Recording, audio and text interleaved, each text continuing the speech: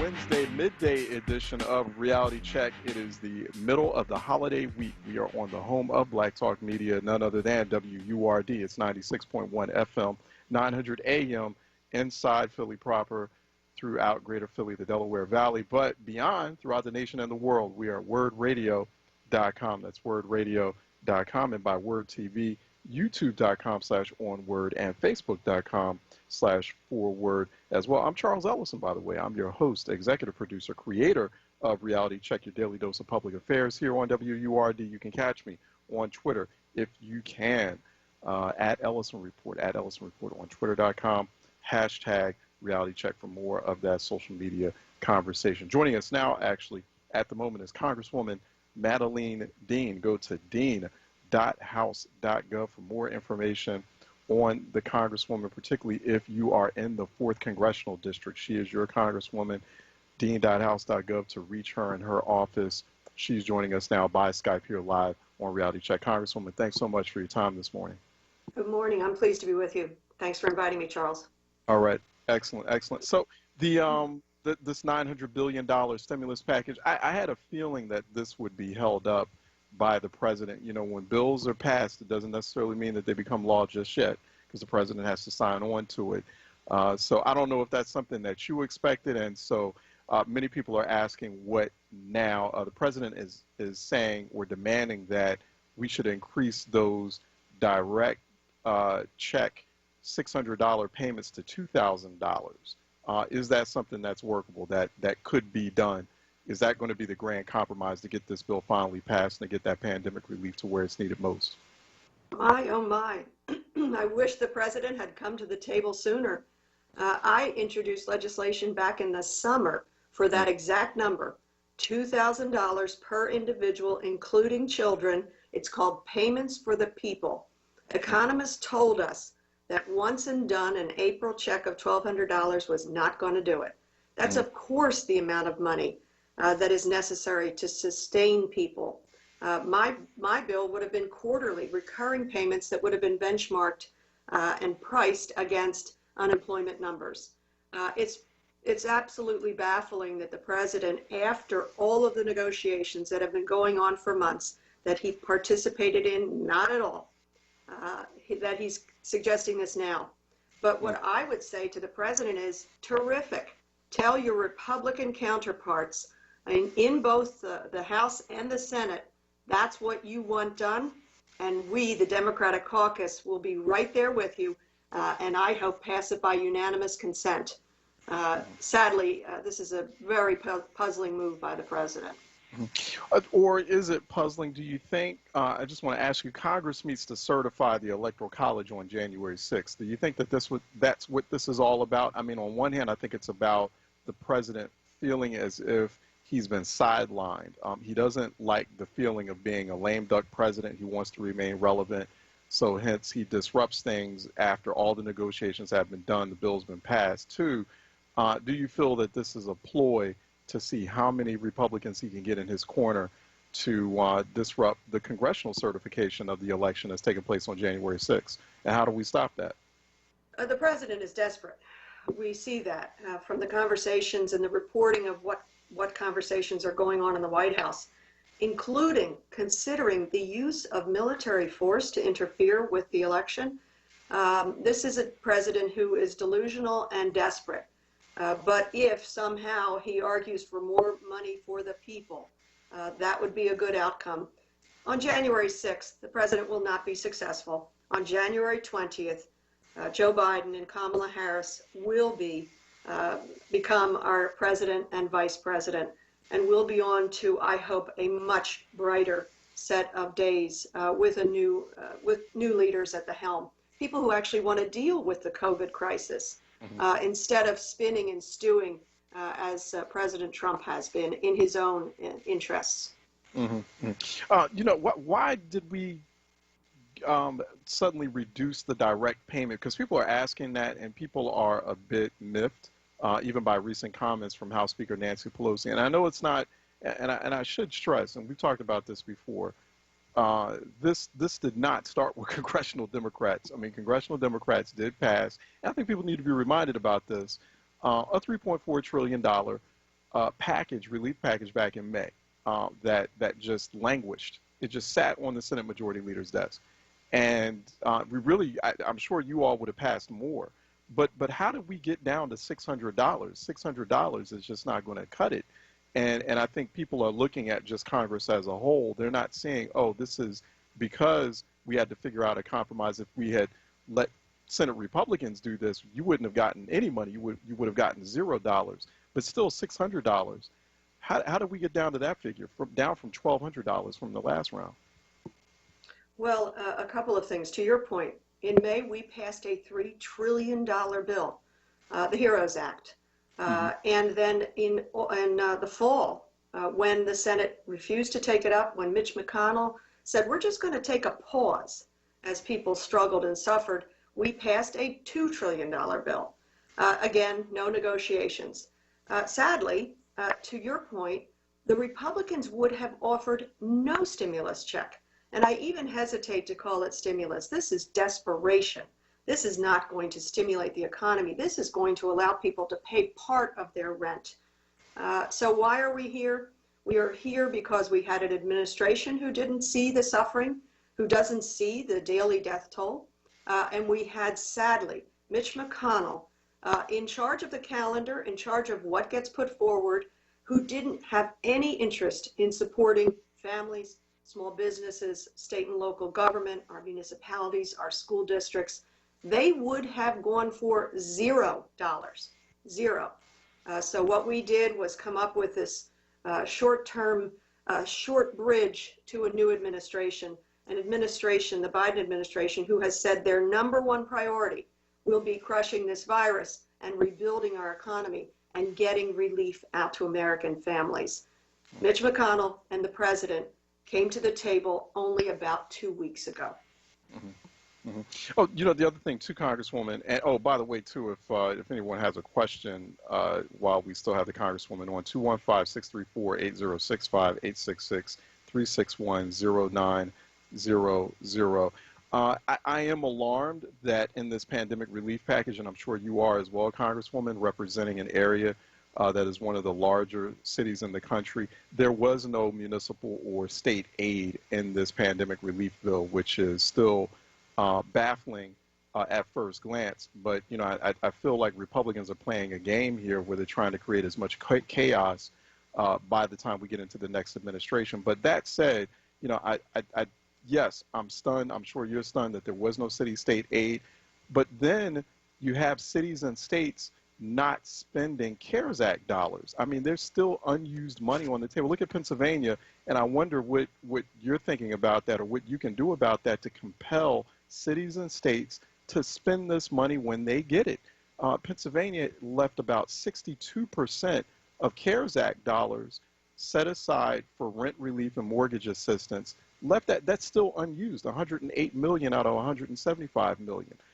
So, I mean, on one hand, we want to feel sorry for cities and states. We want them to get the aid, but then they get federal aid. I'm told yesterday, Philadelphia has unused dollars for rental assistance.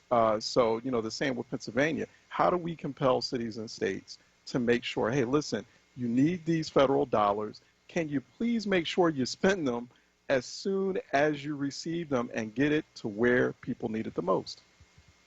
Well, to historically go back, you're right. What we had in the HEROES Act and then what we had in the original $908 billion package was about $160 billion to state and local governments. Mitch McConnell tied that into a poison pill, which was this blanket immunity for an ridiculous period of time, non-COVID related blanket immunity from liability. And so that piece of legislation in terms of support for state and local governments was doomed to failure thanks to Mitch McConnell. But of course, it's Mitch McConnell who said, let states go bankrupt. Pennsylvania has suffered a $5 billion or more budget hole as a result of COVID. And I'm always baffled. I agree with you. Spend that which we have. But also states have to manage their cash flow. I think it is strange that, for example, Senator Toomey says, spend every dime. Businesses, governments have to manage their cash flow because they don't know when the next dollars are coming, particularly under this administration. So you're right. I say drive out as much of the money as we possibly can, spend it wisely, invest it in these communities. But then we need a new administration that will actually support state and local governments so that our municipalities can be safe, so that our schools can safely reopen, so that our federal, state, county employees can continue on the job. These are extraordinarily important roles that they play. I do want to say there's important things in the bill. You talked about housing. We fought for originally $100 billion for rental assistance, not just for the tenants, but for the landlords. Small landlords have bills to pay, mortgages to pay, upkeep and maintenance to keep their properties safe. We finally were able to get, and Maxine Waters was a champion for this, $25 billion temporary relief to renters and to landlords so that people will not be thrown out on the streets during the Christmas, winter holidays, and also in the midst of a pandemic. Let me ask, because you sit on a House Financial Services Committee as well, and you're doing that work with Chairwoman Waters, but what's the conversation like with the financial sector, with the banking sector? You know, the banks who hold on to those mortgages, are they on the same page as well? I mean, are they able to offer, if not relief, at least moratoriums on mortgage payments? Because a lot of landlords are not signing on to these rental relief programs because of pressure from banks, from their mortgage lenders who are saying, hey, we need you to pay your mortgage as soon as possible. We don't care if it's a pandemic. So I wonder if you all are having that direct, honest, uncomfortable conversation with the banking sector and telling them, hey, listen, it's a pandemic. Can you guys just lay off for a moment and give people the space they need to breathe? We are. I can tell you, you know, Maxine Waters and the folks on our committee are not shy and are also demanding of the financial sector relief for folks from their mortgages, from landlords in particular who are struggling to keep people housed. So yes, those uncomfortable conversations continue. I have to say that many of the banks have stepped up and want to be partners in this incredibly difficult time, as well as the Fed has stepped up with the Main Street program, with working with Treasury to drive more dollars to small businesses. I have another bill that is direct cash to small businesses, direct liquidity. We have heard the economists tell us it's not just enough to do PPP to maintain payroll when you have a year-long pandemic and an uncertain full reopening of our economy. Businesses, small businesses have other bills to pay other than payroll. And so we have pushed the financial sector, the Fed, the Treasury, the bankers to be as aggressive as they possibly can to safely provide liquidity to folks and moratorium where it's possible for payments so that, and we're in a better shape at least in terms of the financial sector, in terms of their capitalization, unlike in 2008. They have the room and the space and the capital in order to provide some of that relief, and many have stepped up. Yeah, no, that's good to hear, because I know they received about $20+ trillion relief for them, for their sector, $20+ trillion in liquidity back during the Great Recession, and I'm sure you remember those days.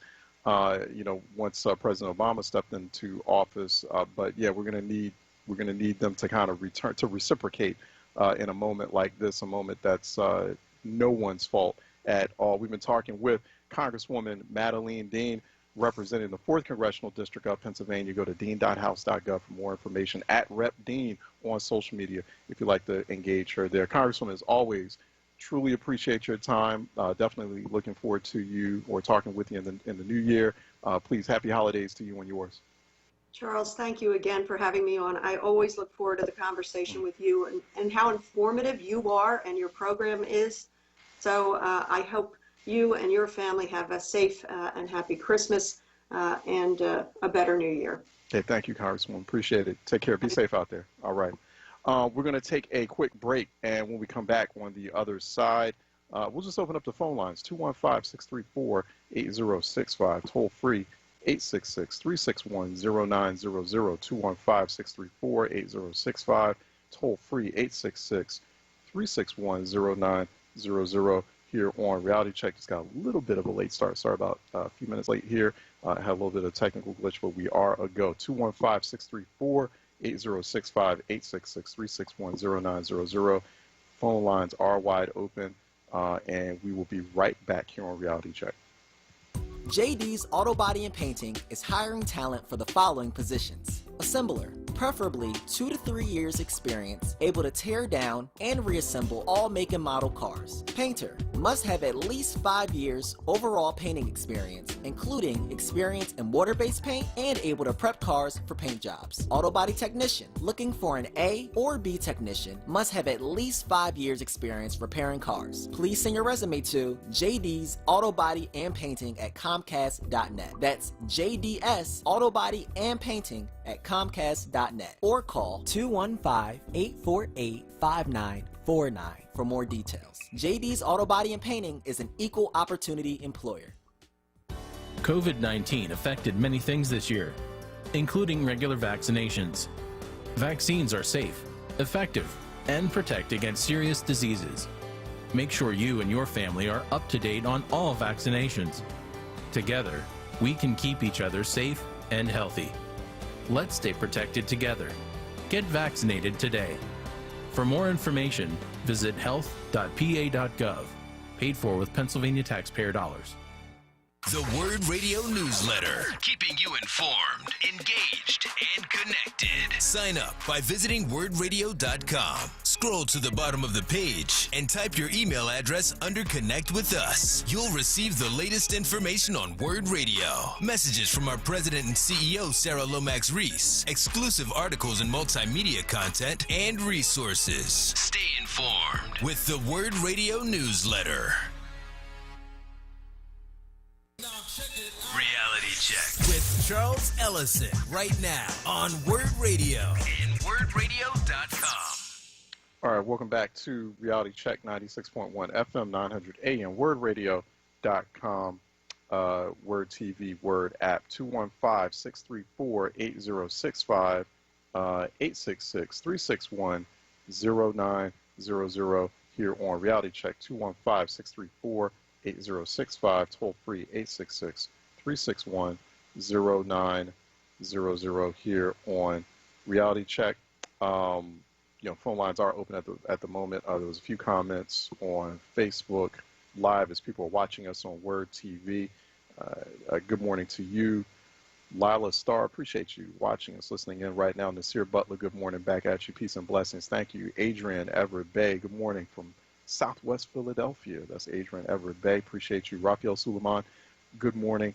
Back at you. Andre Terry, good morning. Malcolm White, always watching and listening from West Mountain area. Appreciate you. Good morning.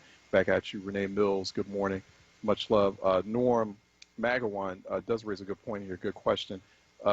Charles, pardon my language, but please remind your guests that there is a ton of, and I can't use this word on air, a ton of BS on that bill that doesn't have anything to do with the pandemic, and they know it. Thank you.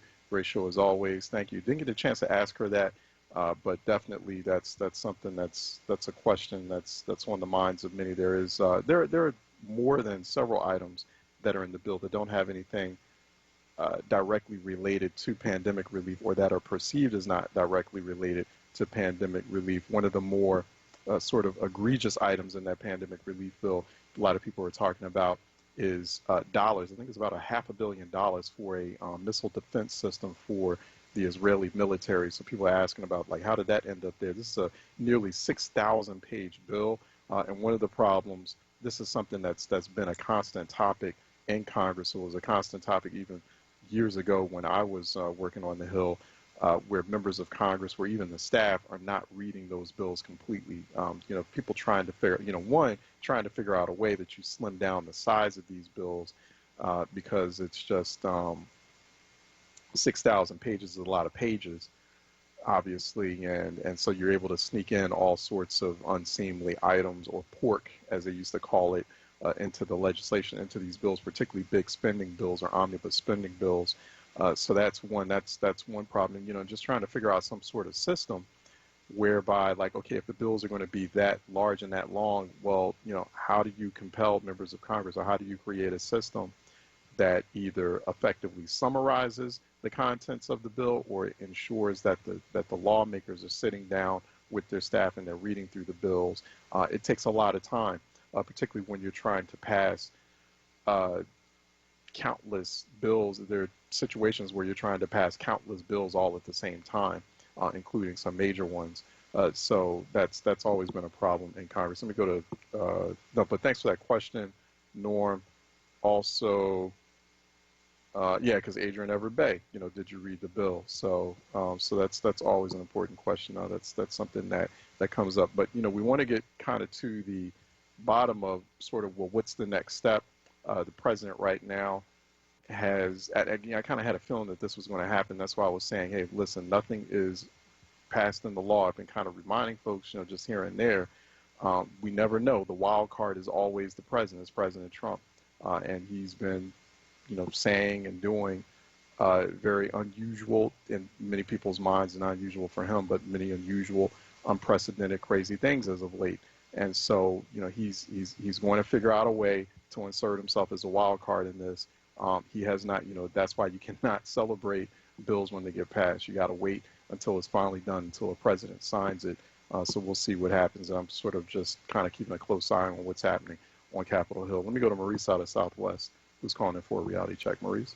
Hey, Charles, I just want to touch on a little thing that you touched on yesterday and call it quits on it. I want to talk about winking, blinking, and nod. And winking, blinking, and nod is Street, Hughes, and Williams, all state senators. Where were they at when this money was given out? And they claimed that it was so confusing, that's why people are getting paid. Aren't we paying them to unscramble the mess so we can get the money? Yeah. Don't we pay them for that? They could have ran this thing through the Enterprise Center like everybody else does when we get big money here.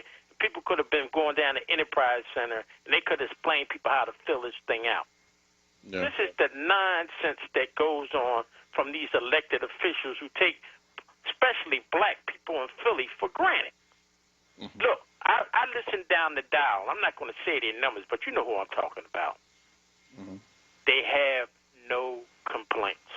You know why? Because their people were taken care of. Their state senators made sure they got their money. Why does it always happen to black people? It's disgusting. I know I come on here a lot of times and talk about I don't like politicians, but they haven't given me a reason to like them. That's why I try not to be friends with none of them, because, once you become friends, it's hard to talk about them. That's why when they come out and put their hand out, I don't shake their hand. I don't even smile when I speak to them, but I let them know I'm in the room. I just don't understand. There's people out there. I live out here in Southwest Philly. There's people out here suffering. I mean, suffering.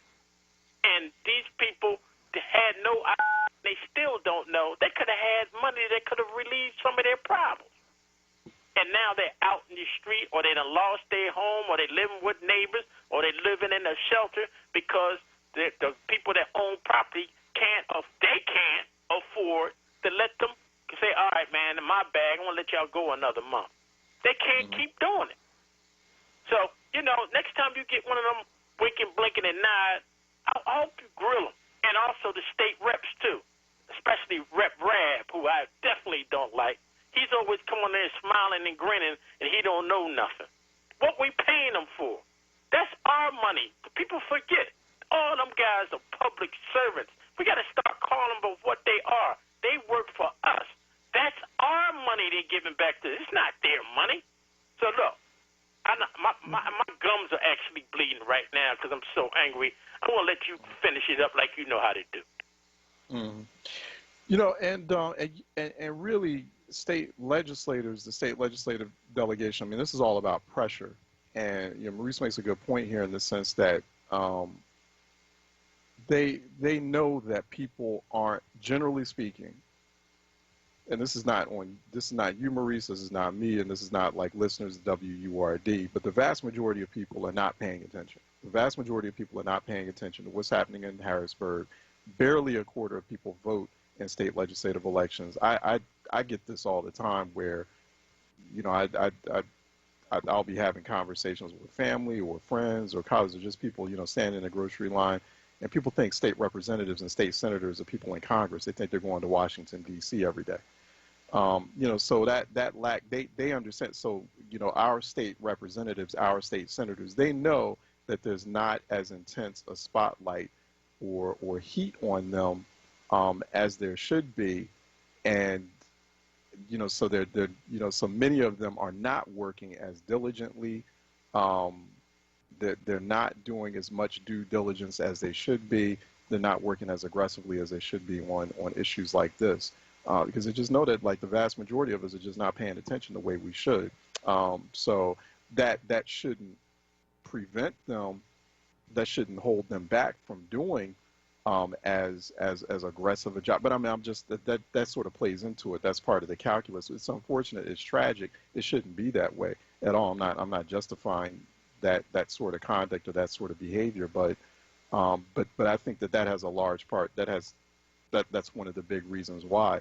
But it's their job to, back to Maurice's point, it's their job to inform us when those sorts of resources are available and to tap us into that, to tap the general public and tap constituents into those types of resources. I mean, that's basic. And it shouldn't be that money is left on the table simply because a process hasn't been devised to in a very efficient and quick and rapid way, make sure that the money's getting to who needs it the most. So it's a problem. It's a problem. So, I mean, you can't complain. Cities and states can't complain that the feds are not giving them dollars now in this latest round of relief if when they get the dollars, they're not spending it, or they don't know how to spend it. They don't know how to get the money to people quick enough. So like that should have been figured out. Let me go to Bobby out of Southwest who's calling in for a reality check. Bobby? Good morning, Sir Charles. Hey, good morning. I have a question. I want to try to ask it correctly so I can get an answer. Mm-hmm. I understand the money and funding for the people. They're having a lot of problems distributing it or willingly distribute it. I'm just wondering, when I look and I see airlines and all of those corporate companies that get the same these stimulus dollars, do they have a waiting and waiting and waiting? And I want to know why. I want to also know why they can't attach bills to one and the other. So if one doesn't get it, the other one don't get it. Mm-hmm. Thank you.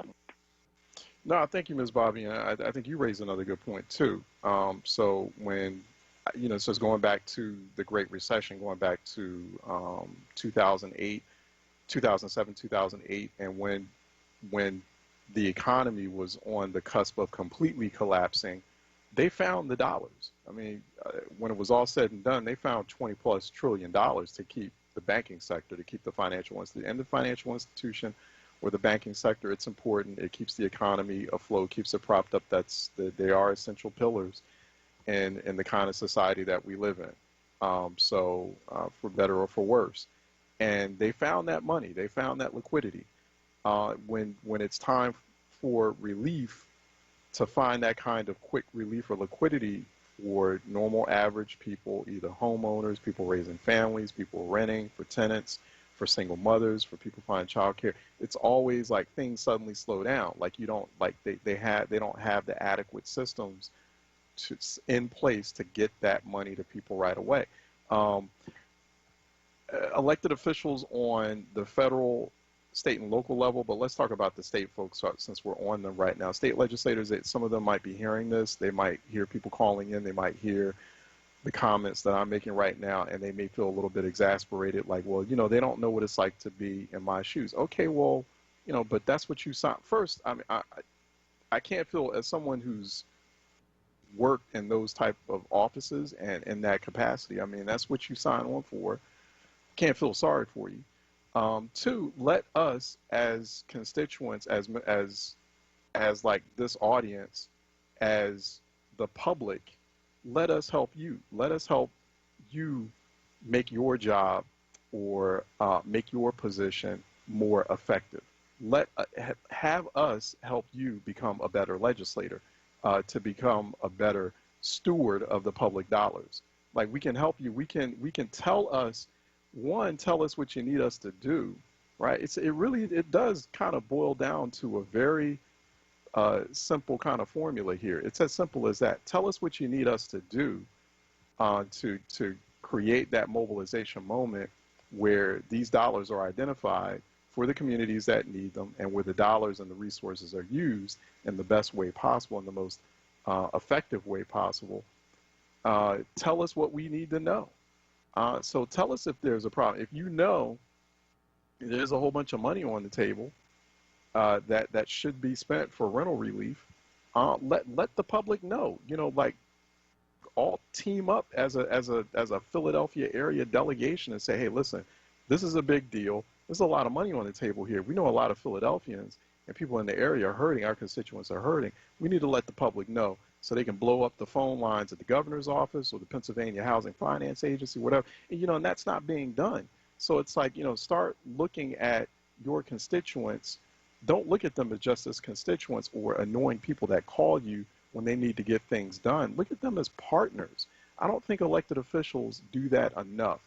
Look at the public, look at your constituents as partners. And the most effective legislators, the most effective policymakers are the ones who view their constituents as actual partners in that fight. Let me go to George out of Center City, who's calling in for a reality check. George? George? Yes, how you doing, Charles? Hey, what's happening? Okay. Charles, you know, it's really good to know that you told us, you gave us your word that you was going to bring some of those special Negroes on, you know, to explain this money. So when are they coming? Mm-hmm. You know, it's like, yeah. No, they come and do all this here. The sad part is it was only one state rep and one state senator from Philadelphia that their office did the paperwork for people to have their rent paid and their mortgage paid. Now, all of a sudden, the rest of them talk about the paperwork was too complicated. Yeah. It's weird. You mean to tell me that they couldn't call up to Harrisburg and have somebody, you know, do it? But you got to realize most of them are not in their office. Mm-hmm. So that's why nobody knew anything about, you know, the money. They purposely, intentionally ducked it. Not one of those African Americans. It's funny that all the whites knew, but none of the blacks knew. So why is that? Even the white council people sent people to their state representatives. Okay, Alan Dom sent people because he made out like a bandit. They paid their people's rent they couldn't afford, which wasn't too many. So that's a poor excuse. Oh, that's right. We couldn't do the paperwork. Really? That's a poor excuse because none of those Negroes could sit there and come up with a thing of doing it. They didn't want to do it. Then Vincent Hughes tell you, oh, he didn't know nothing about it. And none of the North, and that's right, not one of them from the Northwest did anything about the mortgage rent payment thing. None of them. None of them. Not even the council people, except, Kathy Gilmore Richardson. She was referring people to their state senators, and they couldn't get it done. They had to go up in the Northeast and get it done, or go out in the county and get it done. So you mean to tell me you got to go out of your district to get something done for your rent to be paid or your mortgage to be paid? So I hope you get one of those clowns on your show. And the council is just as bad. You got Gilmore. I mean, you got Gendrich. Not Gendrich. You got what's her name? Gordier, Hendrick. Yeah, that's right, Hendrick. Kendra Brooks. And Kendra Brooks, right? Mm-hmm. And you had Kim. Now those three kept talking about they're going to give a credit and all that, and they knew that those state reps and state senators had that money up there, but they never came back and told us anything because all the people up in the Northeast got theirs taken care of. Their council persons sent them to their state rep.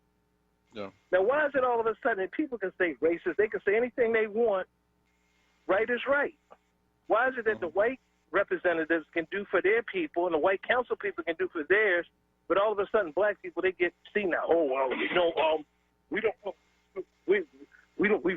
don't know nothing about that. How can you be a state senator, Vincent Hughes, Hollywood, well-dressed, well-groomed, wear the best of clothes, best of cologne, but when it comes to poor people, he forget. but he can come and pop and, oh, that's right, they do Zooms too. Every week they be on there Zooming, giving out great shout-outs. Right or wrong? Yeah. Let me, George. I'm sorry, I gotta go to break. We'll talk more about it as we go on the other side of the break. We're gonna keep the phone lines open, George. I gotta let you go, but thanks for calling. Thanks for sharing that. Let me take a break. Also, don't forget about the WURD Virtual Holiday Marketplace, the Buy Black Virtual Holiday Marketplace. Wanted to remind you about that. WURDradio.com/marketplace, WURDworks.com/marketplace.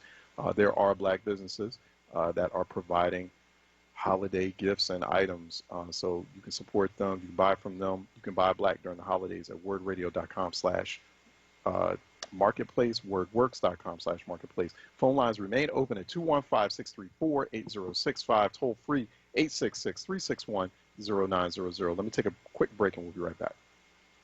This message is from the Philadelphia Department of Public Health.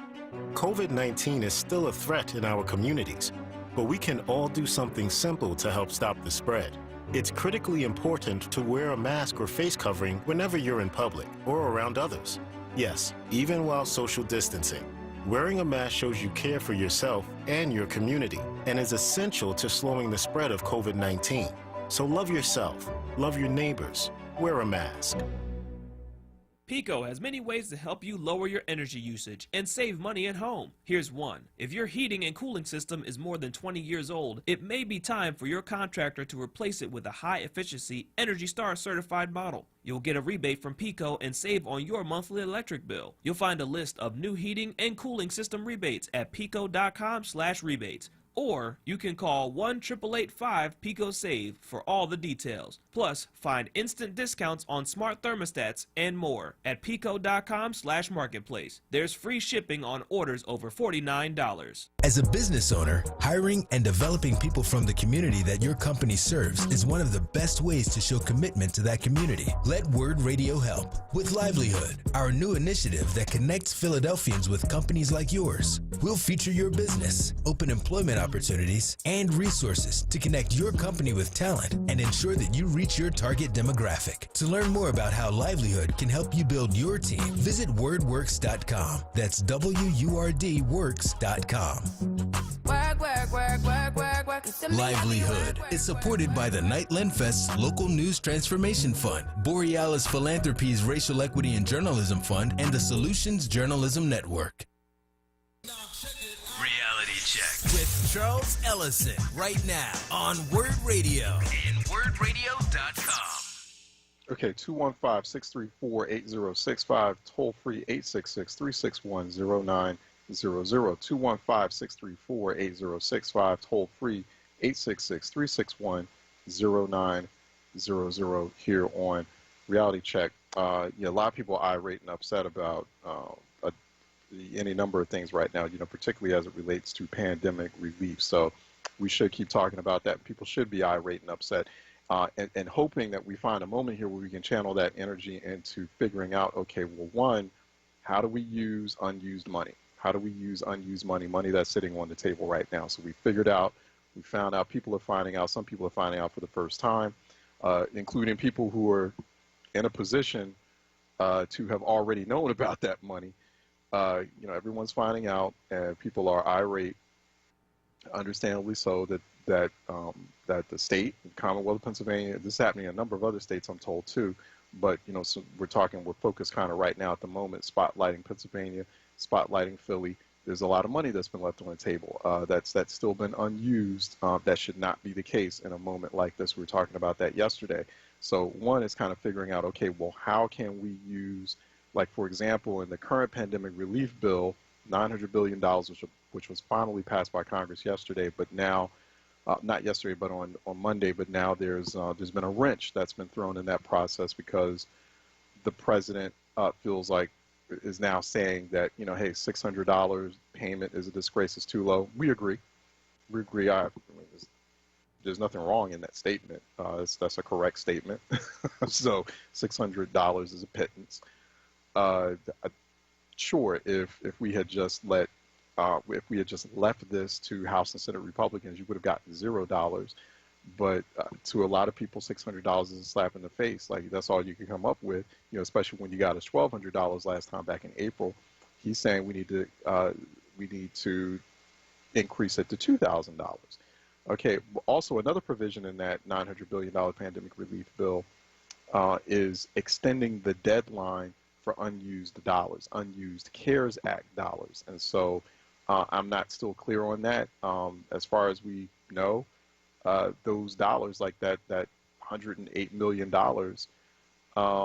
now the Pennsylvania State Legislature had passed something saying that unused dollars would immediately go to, and unused CARES Act dollars would immediately go to the Department of Corrections. And we can explore the irony of that, obviously. But how do we prevent this $108 million going to the Department of Corrections or not being used at all? We're going back to the federal government. That's question one. So that's goal. That's mission one. Mission two is, how do we ensure that this doesn't happen again? That this doesn't happen every time cities and states receive emergency relief dollars or block grant money from the federal government. You know, there's got to be an easier, like, you know, first of all, it's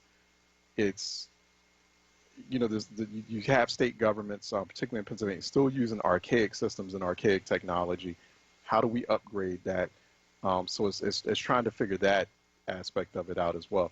215-634-8065, toll free 866-361-0900 here on Reality Check. Yeah, Ruben Mills is saying keep digging at the $108 million CARES money and the school board. Yeah, so we got to continue to talk about that. Tay Jenks, I would rather we spend the money on hazmat suits, make everyone be required to wear it, and open things up as before. That won't happen, though, because none of this is about a virus. Okay.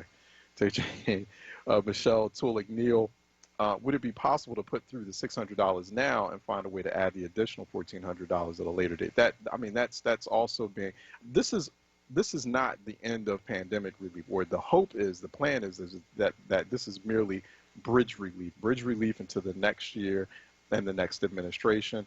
The Biden administration promising that there will be much more robust relief, but all of that hinges on the outcome in the Georgia Senate races on January 5th. So whatever happens in Georgia will determine if Mitch McConnell runs the federal government or if President Joe Biden runs the federal government. I mean, that's really all it boils down to. And so that hangs in the balance right now, because if those seats are lost, or if even just one of those seats are lost to Democrats, then we have impasse. We have total gridlock on Capitol. That's what Mitch McConnell, this was Senate Majority Leader Mitch McConnell, is very skilled and good at. He did that during the Obama administration. You know, there's nothing suggesting he won't do that with the Biden administration. He probably will be worse and even more skilled at it during the Biden administration. So that's something we have to brace for. And so, you know, President-elect Biden's plan is, hey, you know, once I become president, we're immediately going to look at multi-trillion-dollar relief. But, you know, he doesn't have the kind of muscle that he needs from congressional Democrats. Congressional Democrats are not the unapologetic and uncompromising type. And then, you know, he's going to be dealing with a very irascible, unpredictable, and rebellious Republican majority in the Senate, depending on what the outcome is in the special election, the runoff that's happening in Georgia for those two Senate seats. It all depends on whether or not John Ossoff and also Reverend Ralph Warnock can win. That's what hangs in the balance, and that is the key question there. Because if Mitch McConnell runs the federal government, it's all chaos.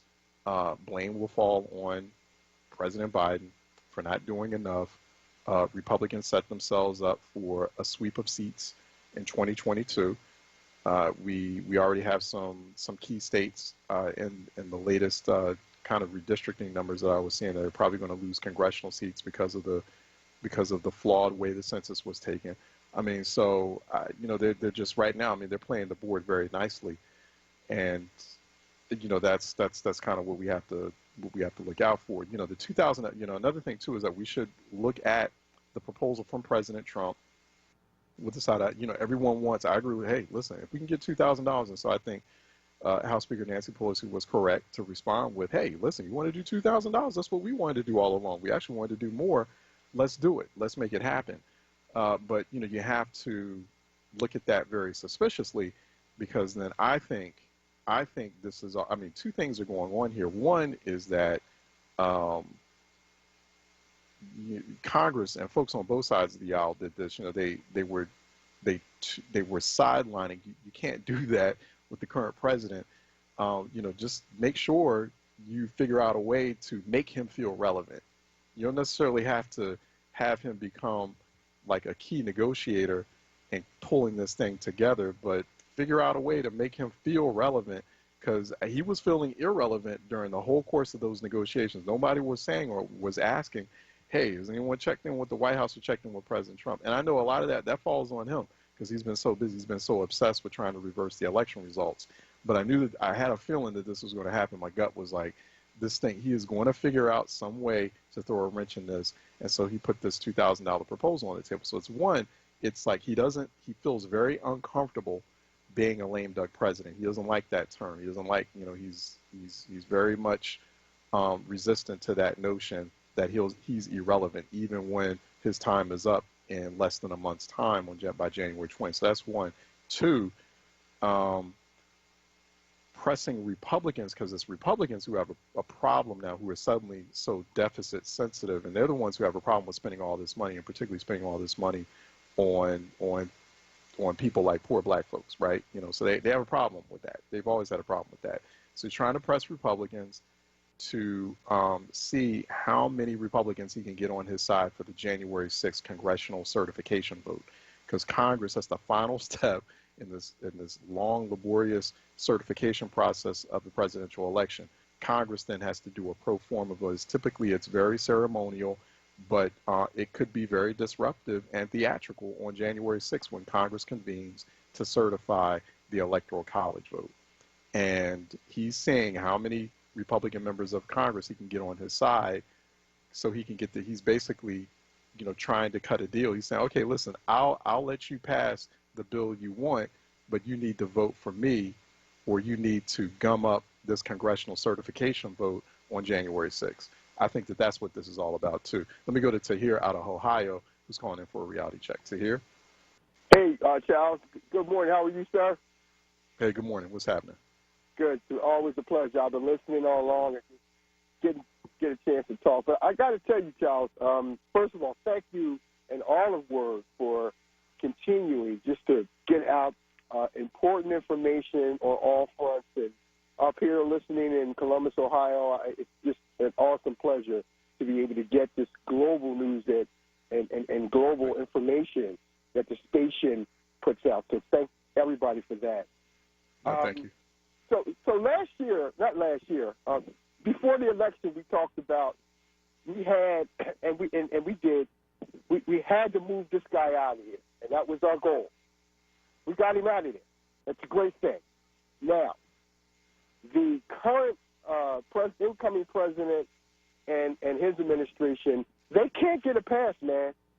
We have got to take this same momentum, and we've got to shove down his throat to do the right thing, because he is a very skillful, seasoned politician.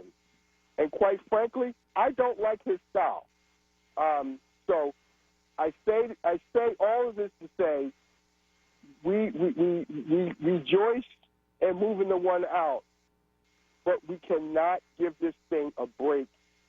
And this is regardless if we get the Senate or not, and I pray that we do.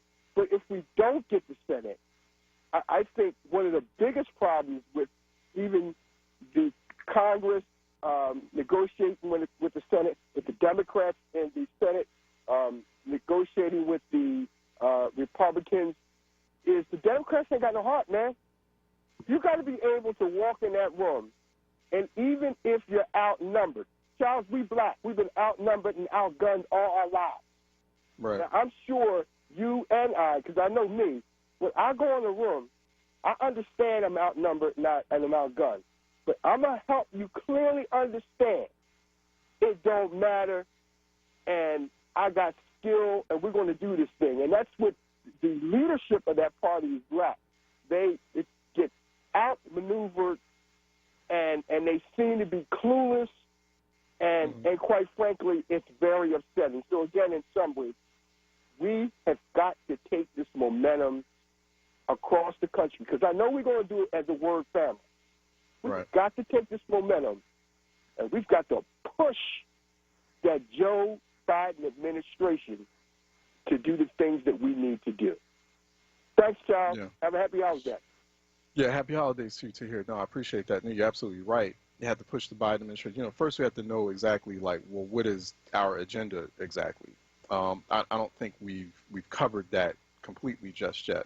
Like, what's that clear, concise, coherent agenda heading into 2021? Particularly as it relates to Black people, the Black community. So that I have not seen that yet. I don't know what that unified agenda is. I know what it is for me.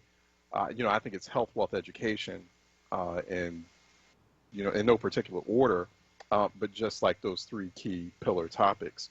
And I do think the problem with Democrats, with the Democratic Party right now, and even the problem with folks like President-elect Biden, definitely President-elect Biden, the better alternative to President Trump. I still stand by, like, my earlier statements. It was never a lesser of two evils election. I just think it was just a straight kind of good versus evil from the top down ballot type of election. But Democrats, one, are still having trouble grappling with the fact that it is a Black, brown, indigenous party. The Democratic Party is a Black, brown, indigenous party. So, and they have to embrace that. They have to accept that. It is a party based on key racial alliances, on the fact that it's representing people of color who are fast becoming the majority population in the United States. Non-white populations are fast becoming the majority population in the United States, if that hasn't happened already. That's what we know on paper, right? So births of Black, brown, indigenous folks have now outpaced births of white babies. I mean, it's happening as we speak. So that's one. And two, they have to understand that there's a war going on. And they're afraid to acknowledge that, or see that, or embrace that, or address it, or maneuver accordingly. And that's creating problems, and that takes away that spine that they need in very sensitive and complicated negotiations, like, for example, this $900 billion stimulus package. Now, some stimulus was needed. We did need a stimulus. I mean, generally speaking, it's a good thing that this thing gets passed to get us over to the other side, get us into the next administration. We need that. In addition to making sure people, whoever has to vote in Georgia, votes, and votes to ensure that, once again, as I said before, simply put, either you want Mitch McConnell running the federal government or not. I'm sorry, I had to take a quick break. We'll be right back here on Reality Check. We have coming up at the 11 o'clock hour. I'm sorry, State Representative Joanna McClinton is supposed to be joining us, the new House Democratic leader, House Minority Leader in Harrisburg. She's going to be joining us next here on Reality Check 96.1 FM, 900 AM, WURDradio.com, WURD TV, WURD app. Stay tuned. We'll be right back. This year's been tough, but it's given me a lot of time to learn new skills through the internet. I've been joining more classes during lockdown. I'm doing an internship. I taught myself how to play guitar. So when people ask, will I be able to learn online? I feel like I'm ready.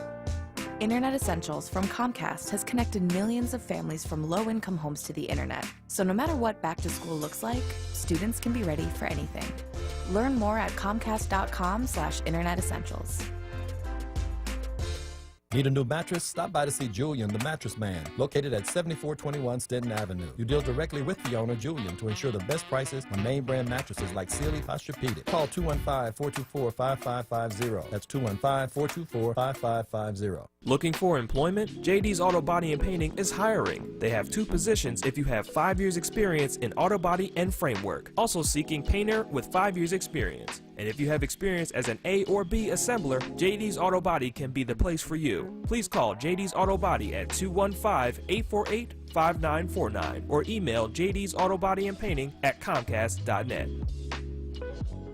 He's back. This is Reverend Al Sharpton. Keeping it real with the Reverend Al Sharpton. In times like these, we have to stay connected. At a brand new time, Monday through Thursday, 9 p.m. till midnight. I'm excited that Keeping It Real returns to WURD. Keeping it real with the Reverend Al Sharpton. Monday through Thursday, 9 p.m. till midnight. This program is pre-recorded. No phone calls, please. Keep it locked to WURD 96.1 FM, 900 AM. WURDradio.com.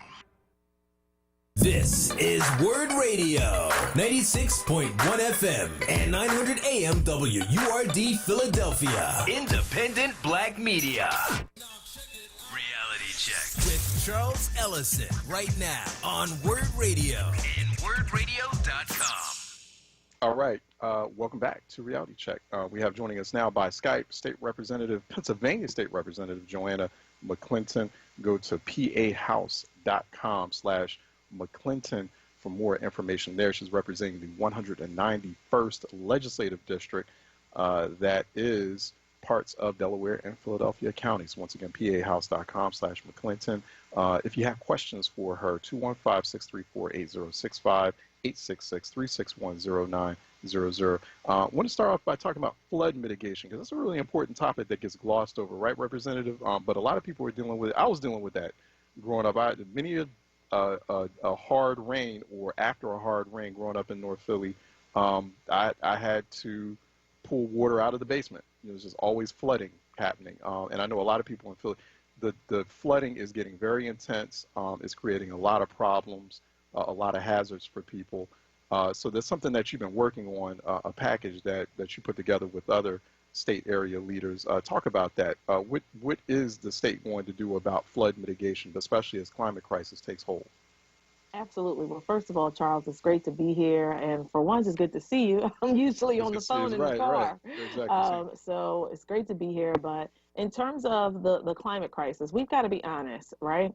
So, everybody was happy the last season that we didn't have, bad snow. But that was also an indicator of the climate crisis. And when we saw in September the temperatures jump, from 80 degrees to about 60, people were like, oh, wait, where are my coats? All of these things are a result of us not taking good care of planet Earth, of us, putting all these fumes into the earth, having all of these different careless things occur. And as a result, flooding is one of the things that's happened as well. And where I live in Southwest Philly, right by Cobbs Creek Park, where we do have an actual creek blocks from our homes. And on the other side, on my Delco side in Darby Borough and Yaden, every time there's heavy, heavy rains, particularly in Darby Borough, where they don't have enough protection from their creek that runs over there, Darby Creek, and into Eastwick, which is the other side of Southwest Philly, right outside my district, our homeowners are hit with major problems in their homes. This water, as you know, it's not just so much getting the water out the basement,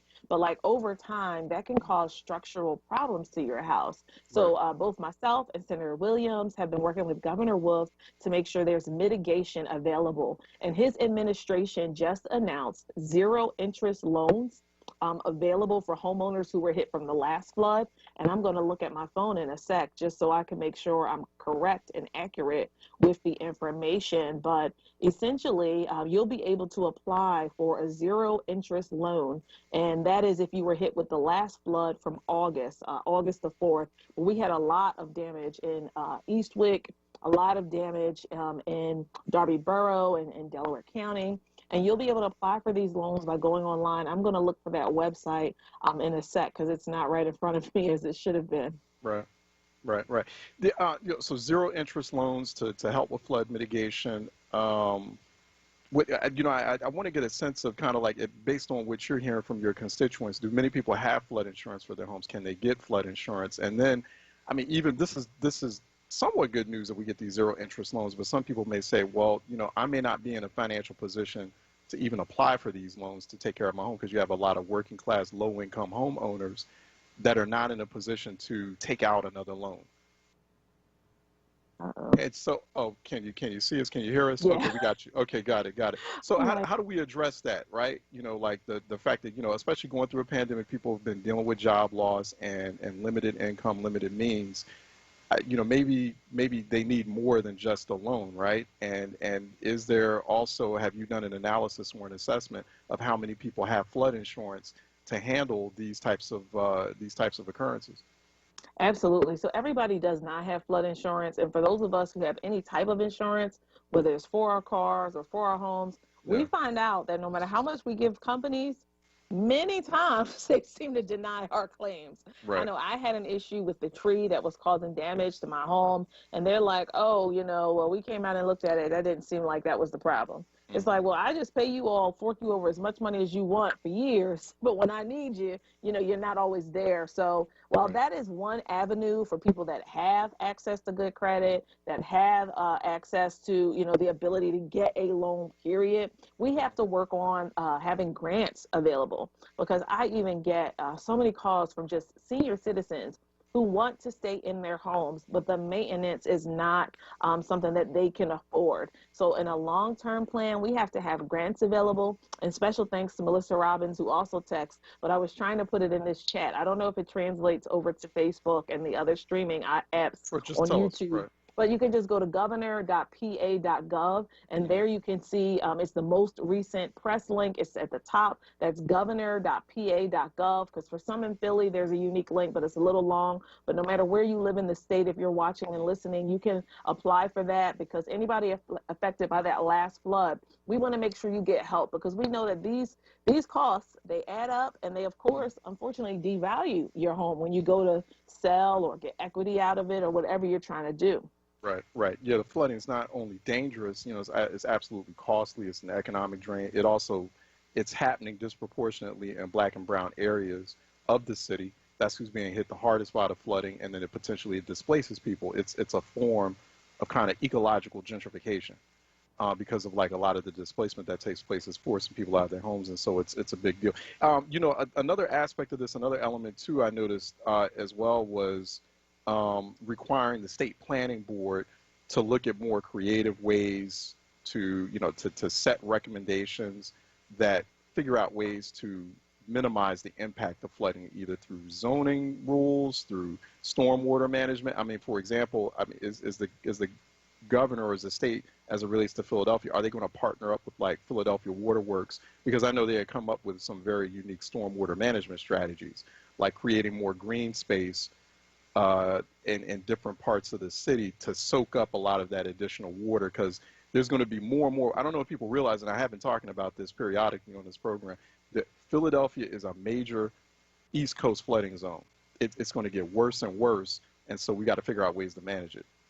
That's right. All along Cobbs Creek Parkway, our water department has added space for the water to be filtrated and also to the runoff to be captured, so that it doesn't end up, somewhere we don't want it to be, which is creating more structural damage either on our streets, our roads, or in our homes. But these are the types of things that we do need to partner with local municipalities so that it can be addressed no matter where people live and what types of means they have. This shouldn't be discriminatory. And you're right. It shouldn't be that you end up being placed out of your home and out of your neighborhood through gentrification from the ecosystem, from the climate crisis, from what we've done to not take care of our planet where we live. Another thing too is, the Schuylkill River is a big part of this. And so talk about one other piece that you were able to get some sort of grant for Bartram's Garden. I was just real curious about that. It was about a $40,000 grant for Bartram's Garden to help with Schuylkill River protection. Why is the Schuylkill, people need to be reminded, like, why is the Schuylkill River important? Why do we need money to restore it and keep it safe?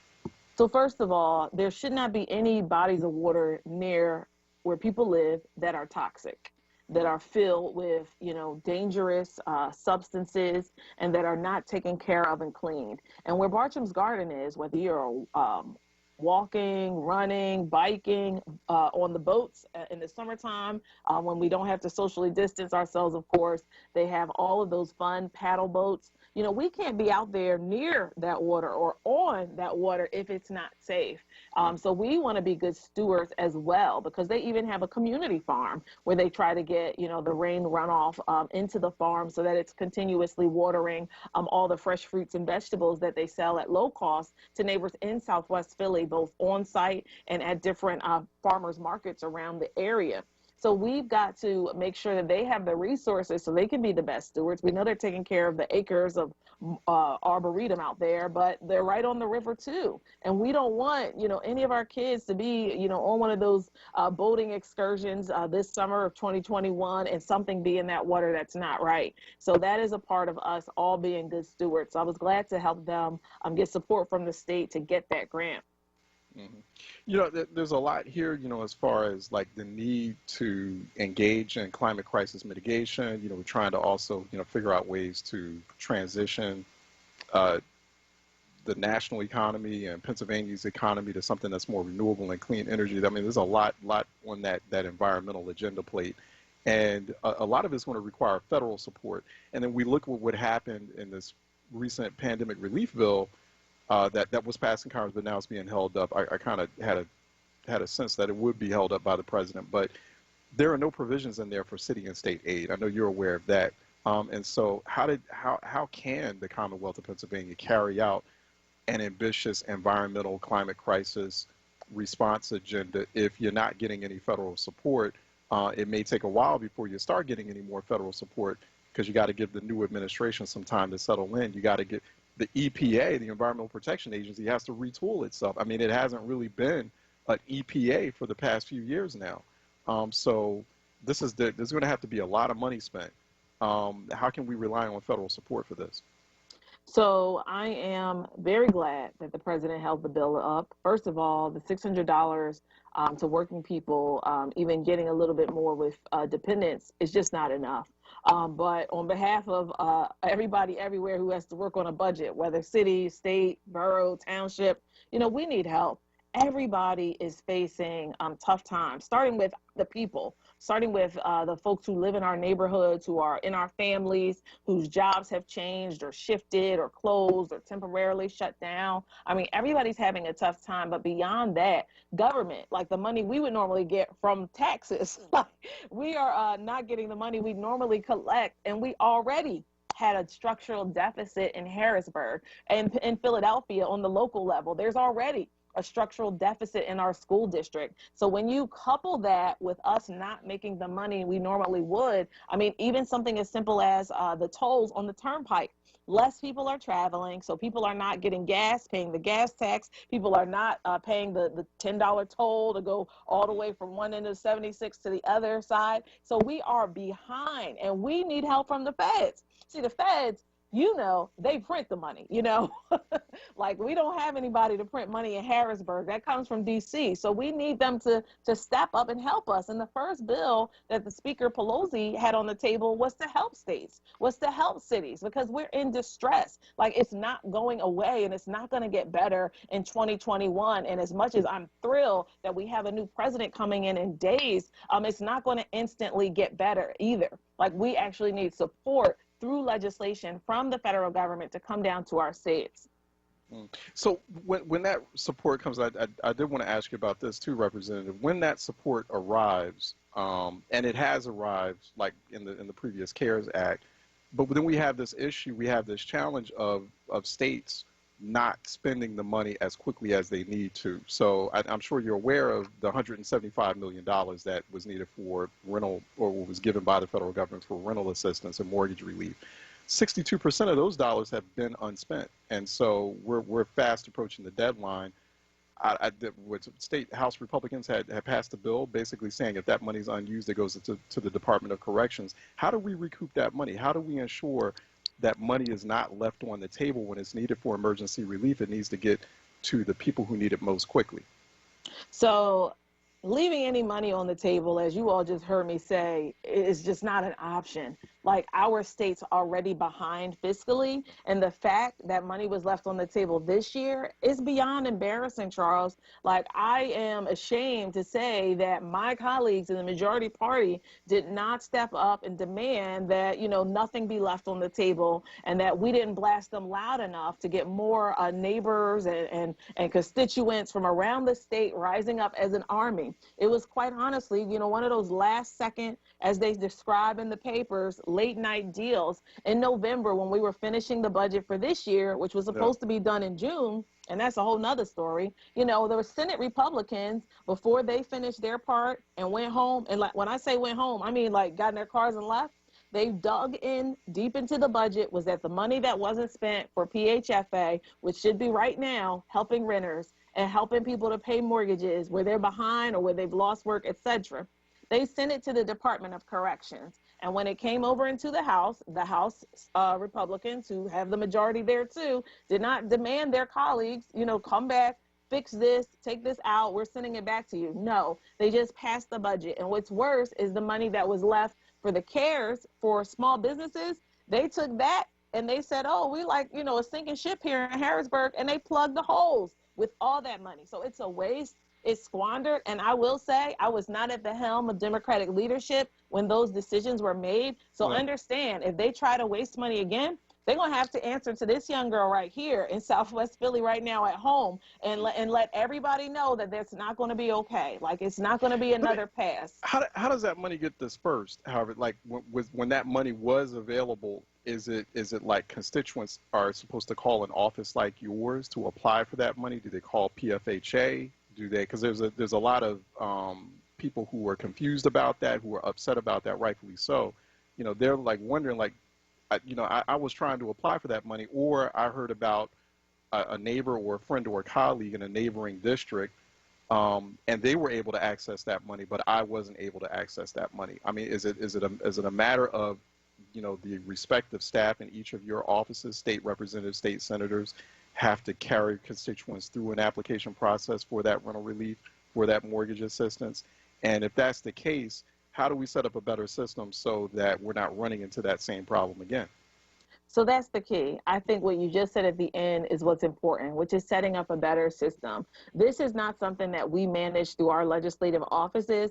This is something where we all shared the information, whether virtually or having flyers, when the program opened. And that program was run through Pennsylvania Housing Finance Agency. Now, they had a select group of nonprofits that they worked with on the local level, but the fact that they didn't get enough applications, and then in the summertime when they realized that the restraints that were on the program saying it could only be $750, and if you owed more than that, that your landlord had to forgive it. Many landlords weren't willing to sign up to forgive many months of people in arrears. So that created a problem. You know, we introduced a bill in the House, we sent it to the Senate, it never moved to change the restrictions. So the governor on his own changed the restrictions so that it be less control and more flexibility, so people didn't have to say, well, I lost my job because of COVID, because in certain instances, you can't prove that, right? That's the type of thing that's really tenuous, and it might be that nobody will admit that as an employer. So that being said, we have to look at the administration of the program so that when we do get support again from the federal government, that it's the type of program where the information's out there and the folks are equipped to run this type of program, because that's really key. Real quick, I want to take Prince out of Schuylkill representative who has a question here while we got State Representative Joanna McClinton on Reality Check. Prince, can you hear us? Yes, can you hear me? Yes. I'll give you 30 seconds. Go ahead. I am so proud of that sister right there, because she said next time it won't get past her. But the rental assistance that she's talking about from the Pennsylvania Housing Finance, some of the developers in the city, Housing Authority being one of them, McMichaels and Penrose and all those guys, filed the necessary paperwork because there was rental assistance for those people who are subsidized in those areas. But I wanted to ask direct about the Bartram Gardens. So are we using the beautification money to do that clean water where the water is on Bartram Gardens? And the reason why I'm asking that is because once we use that beautification money, it usually gentrifies the community, and now you got more and better parks, but you got less African Americans in that community. That's one of my questions. And I wanted to ask her, was she familiar with the Urban RDA in Pittsburgh, who has those grants that go in fix low-income homes? They send contractors in to assess the home, and they begin the necessary repairs for the homeowners and stuff like that. And so I just wanted to ask. And then my last final question would be RestoreCore. RestoreCore is a company that homeowners can pay into and what they do is during floods and during an overage of water, like on Parkside, they will go in and for a fee each month, they will fix the problem, and it wouldn't be as expensive as if you had to pay someone to come out and do those things. And I'll hang up and I'll listen. Oh, last question, Charles. I wanted to ask, isn't Senator Vincent Hughes chair of the majority finance minority party in the Senate? Right. And if that's true, then I think we should hear from him. Yeah. And I think that. And let's also make sure, Prince, thanks for that information too on Restore Court. Restore Court needs to advertise, by the way. So if you're working with them, have them call WURD so we can put the word out about that. But go ahead, Representative. Yes, thank you for those questions. I had to get my pen. I was following. Right. I'm like, let me not miss anything. That. Yeah. Yeah. So I'm going to start with Bartram's Garden, Prince. So the grant that they received is not a beautification project. It's actually called the Coastal Zone Grant, and the funding was made available from the state, from the Department of Environmental Protection. And what they're going to use it for is to invest into the River Youth Crew, which includes neighbors, young children and teens in Southwest, many of which are from Bartram's Village next door, to learn about the Schuylkill watershed and the river safety, and to study community organizing and environmental justice. It's not a cleanup, so forgive me if that was a misunderstanding. It's not, certainly not to gentrify the neighborhood.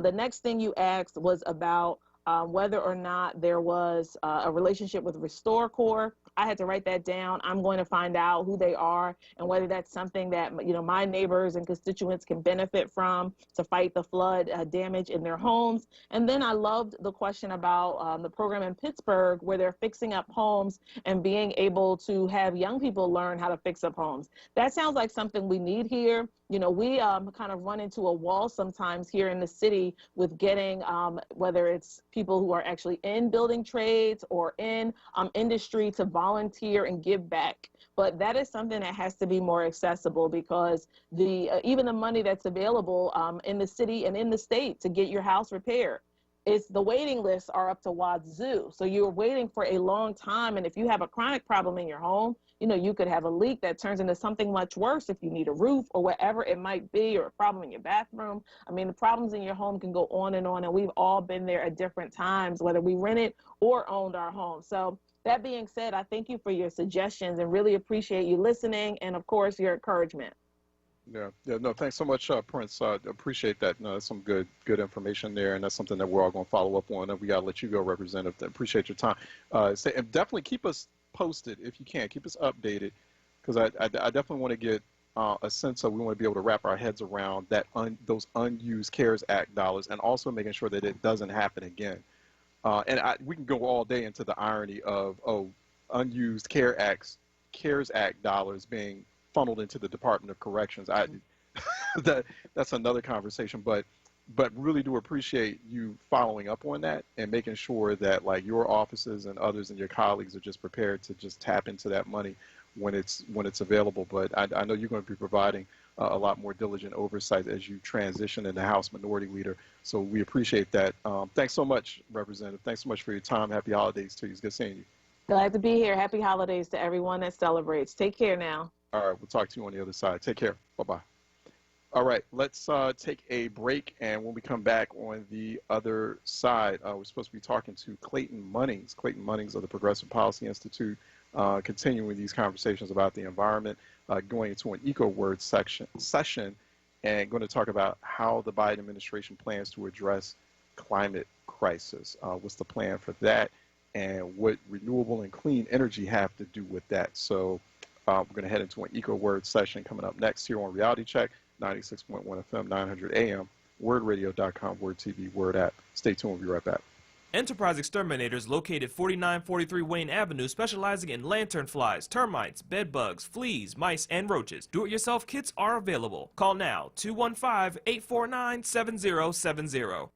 Hi, this is Jeff Brown from Brown's Family ShopRites and Fresh Grocers. Are you thinking about a part-time job to help out with the cost of the holidays? We have plenty of openings. You can apply online at shoprite.com/careers or freshgrocer.com/careers. Come join the Brown family today and help us serve the people of Philadelphia. Have a great holiday.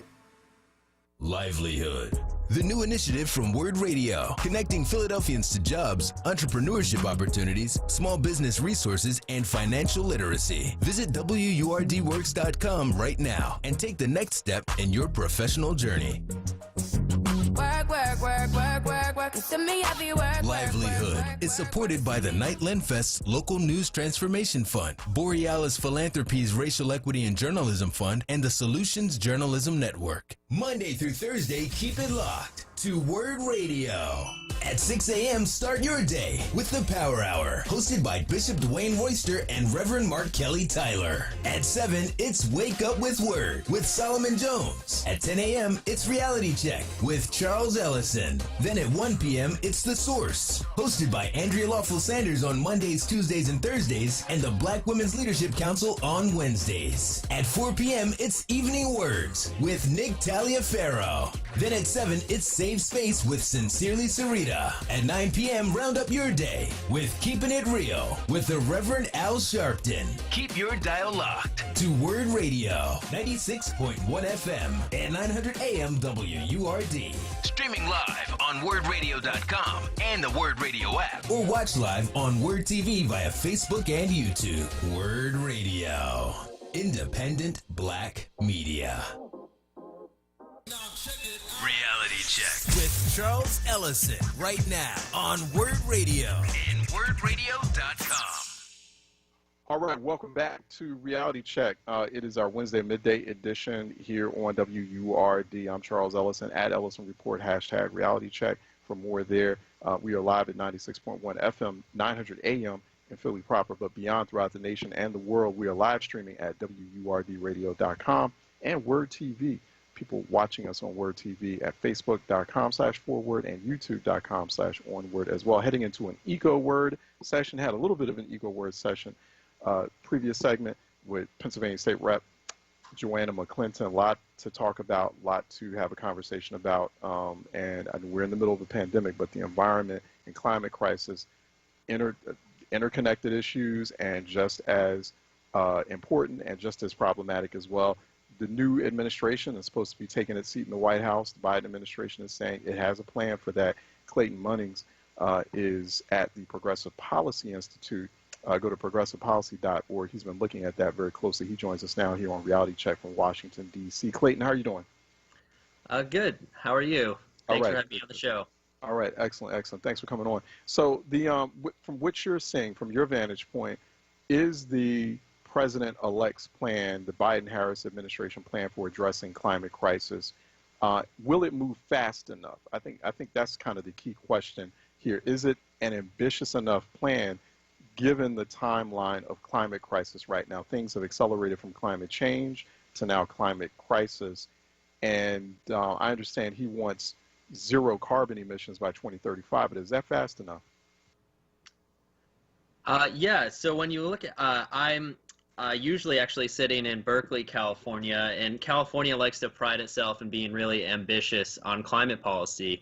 But the Biden targets are even more assertive than the targets established in California. So when you look at that from a domestic perspective, the answer is Biden's really upping the ambition of his climate targets, which is a great thing for the climate. And I think the targets in the electricity sector really put the United States in the most assertive countries in terms of ambitious climate goals. The question is whether those ambitious targets can be achieved. Mm-hmm.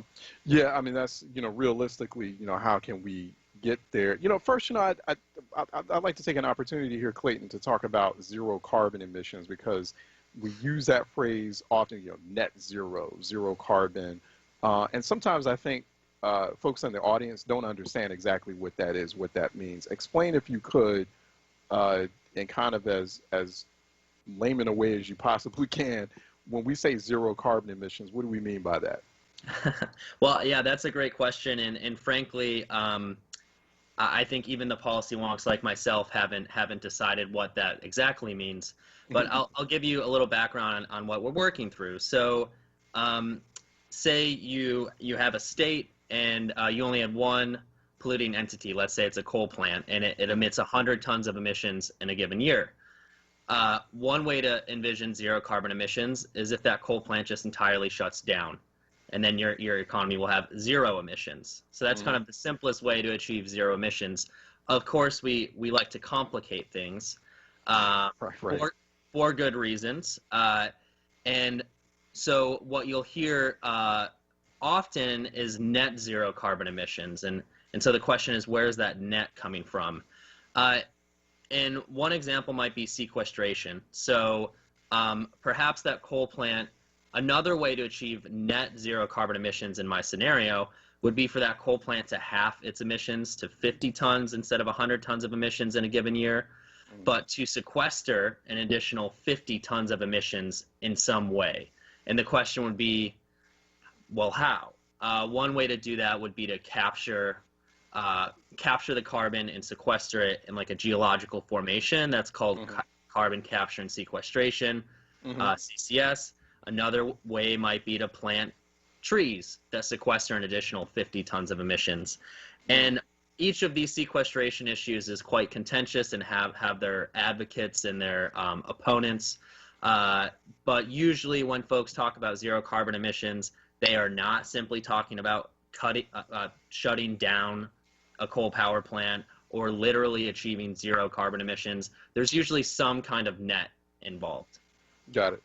So is it kind of like, capturing carbon emissions? It's like what we've seen in Iceland, for example, right, with those geothermal plants, figuring out ways to just essentially recycle that carbon. Do you think that that's like an actual scenario that's in the more immediate future for the United States, where, all the carbon emissions that are being, that's one of those bridge efforts to get us to a total clean energy economy? Hey, let's figure out a way to capture this carbon and recycle it. I mean, just the same way like Iceland now is kind of totally built on that model. It has its whole country literally generating power off that model. Are people willing to make the investments here and put in the time and the investments necessary to get us there? Yeah, so that's a great question, and I think we know that this technology is technically possible. The idea is you take a carbon from a power plant and store it somewhere secure. Yeah. There are also recycling options, one of which is to stick the CO2 down an oil well and do enhanced oil recovery. Whether we can, so in the United States, we have 19 CCS projects, and they all involve some kind of enhanced oil recovery. So they all financially depend on the oil sector to some extent. None of them involve natural gas plants. They're usually coal power plants or some other kind of processing facility. And they're all relatively small. So the technology is operational, but it is by no means at scale. So we need to put more effort into this as a country if we're going to have this solution be scalable. You talk about the need for decarbonization, and one way to decarbonize is to have the administration or an administration, the government, the federal government, this could be the government across the board, city, state, federal, teaming up with the fossil fuel industry that has a lot of engineering expertise and skill set and technology available to help with that transition. Kind of like, okay, saying, hey, listen, we all understand the need that, plant is going through a real critical moment here. We understand the need to respond to that moment. So instead of phasing out or killing the fossil fuel industry, which is the impression here that everybody gets when we start talking about, oh, hey, we need to go zero carbon emission, we need to go total clean energy. It's no, we're going to use you, we're going to use the industry you have in place to transition as quickly as possible to clean energy. Is that what we're looking at here? You've nailed it. At the heart of this paper that I wrote is a bargain that fundamentally disagrees with folks that are far left and want to abolish fossil fuels today, and then fundamentally agrees with companies on the right that think that fossil fuels are entitled to be part of the decarbonization future. And the intent here is to create a center-left proposal that really outlines a path forward. And the bargain, if you will, is that the federal government accepts natural gas is playing a role in the low carbon and zero carbon future, but in return, natural gas operators need to dramatically reduce their methane emissions, which are way too high right now, and need to rapidly develop carbon capture and sequestration technologies. It's fair, and really the bargain has to happen just like that. It can't be missing a piece. If the federal government accepts natural gas but doesn't solve the methane issue, for example, we're not really reducing carbon emissions overall. And same thing with the carbon capture and storage portion of that bargain. So the intent's to have this bargain kind of advance the pragmatic and progressive thinking in terms of how do we actually achieve net zero carbon emissions by 2035. Yeah, and some people, I'm sure environmentalists may look at that, or environmental advocates may say, why natural gas playing a role at all? Natural gas is the primary culprit in like these rising temperatures and the climate crisis that we're seeing. Particularly when they're not showing the interest or the willingness to cut down on things simple like, methane emissions. It's as simple as, and I've read about this and I've seen documentaries on this and talked to experts about this. It's like as simple as just like patching up leaks at natural gas facilities. Like they won't do it. It's a very cheap, very inexpensive solution, but fossil fuel companies refuse to do even simple, inexpensive, cheap measures like that. So it's like, how can we even count on them to get into this grand partnership with the federal government, with the public, to finally be the defining sector or industry to get us to a total clean energy, climate mitigation type economy? Yeah, that's right. Ooh, there's a lot of good elements to that question. I'll start my reaction by saying I don't think all fossil fuel companies are created the same. For example, Trump has spent a lot of time rolling back methane regulations that Obama had put in.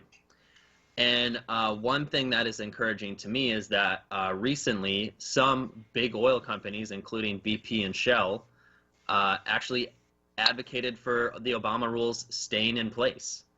They were advocating against the Trump rollback.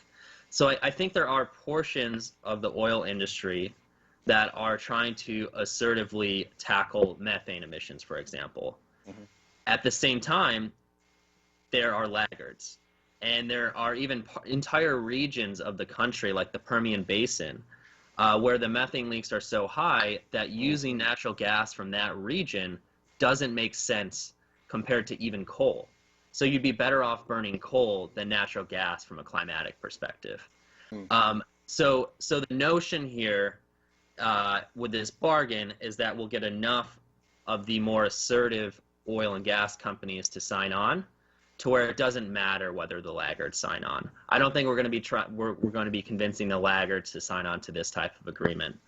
So that's the first response I would have. The second is going back to the beginning of your question, which is, why have natural gas here at all? I would consider myself an environmentalist, so I should be able to make an environmental-based argument on this.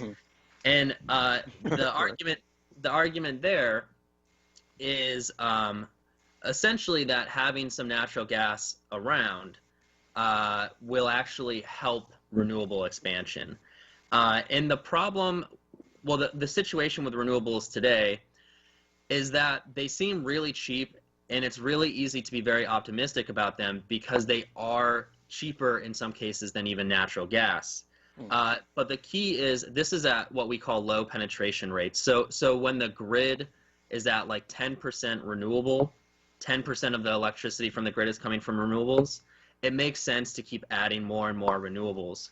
But when you get to really high penetration rates, because the sun isn't always shining and the wind isn't always blowing, what you have to do to get to like 100% renewable energy is build a lot of storage so that when the wind isn't blowing or the sun isn't shining, you have some stored electricity that you can use to supply electricity to the grid. Right. And you have to build a lot more renewables. You have to basically build out many, many more times the peak size of renewables than you would otherwise need. So you basically need to overbuild renewables, and you need to buy a lot of expensive batteries. Could there be a world in which all these things just become super cheap? Yes, but I think it's unlikely.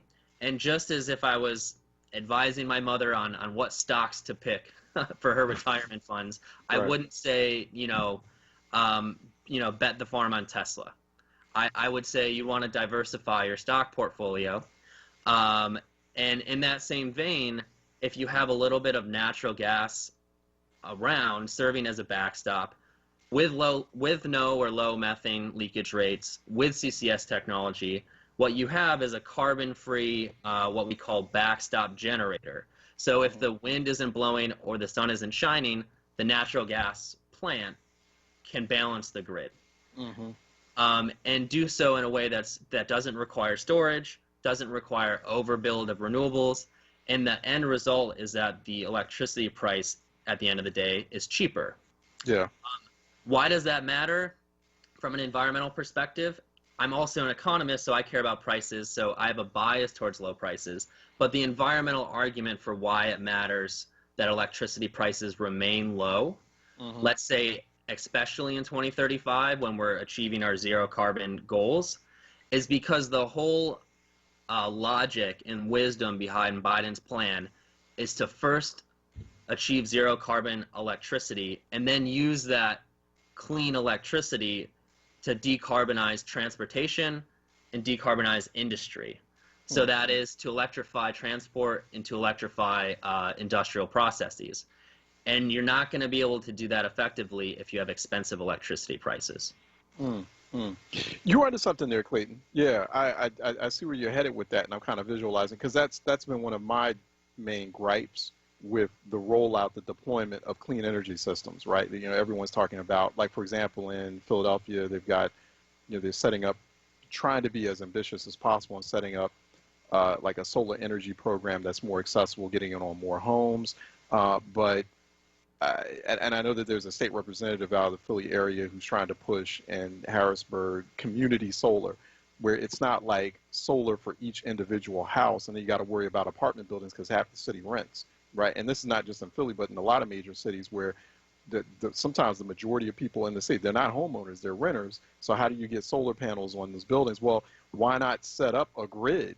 How do you, maybe we need to be thinking in terms of, well, how do we either reconfigure the current electrical grid to be totally reliant on solar and other renewable energy systems or renewable energy types of modules, or how do you make this more accessible? And I don't think people have figured that out, but this kind of starts tackling that, like where we're trying to make this much more universal. How do we make this much more universal, and how do we turn it into a grid rather than talking about it in terms of individual usage and people making individual decisions in their households?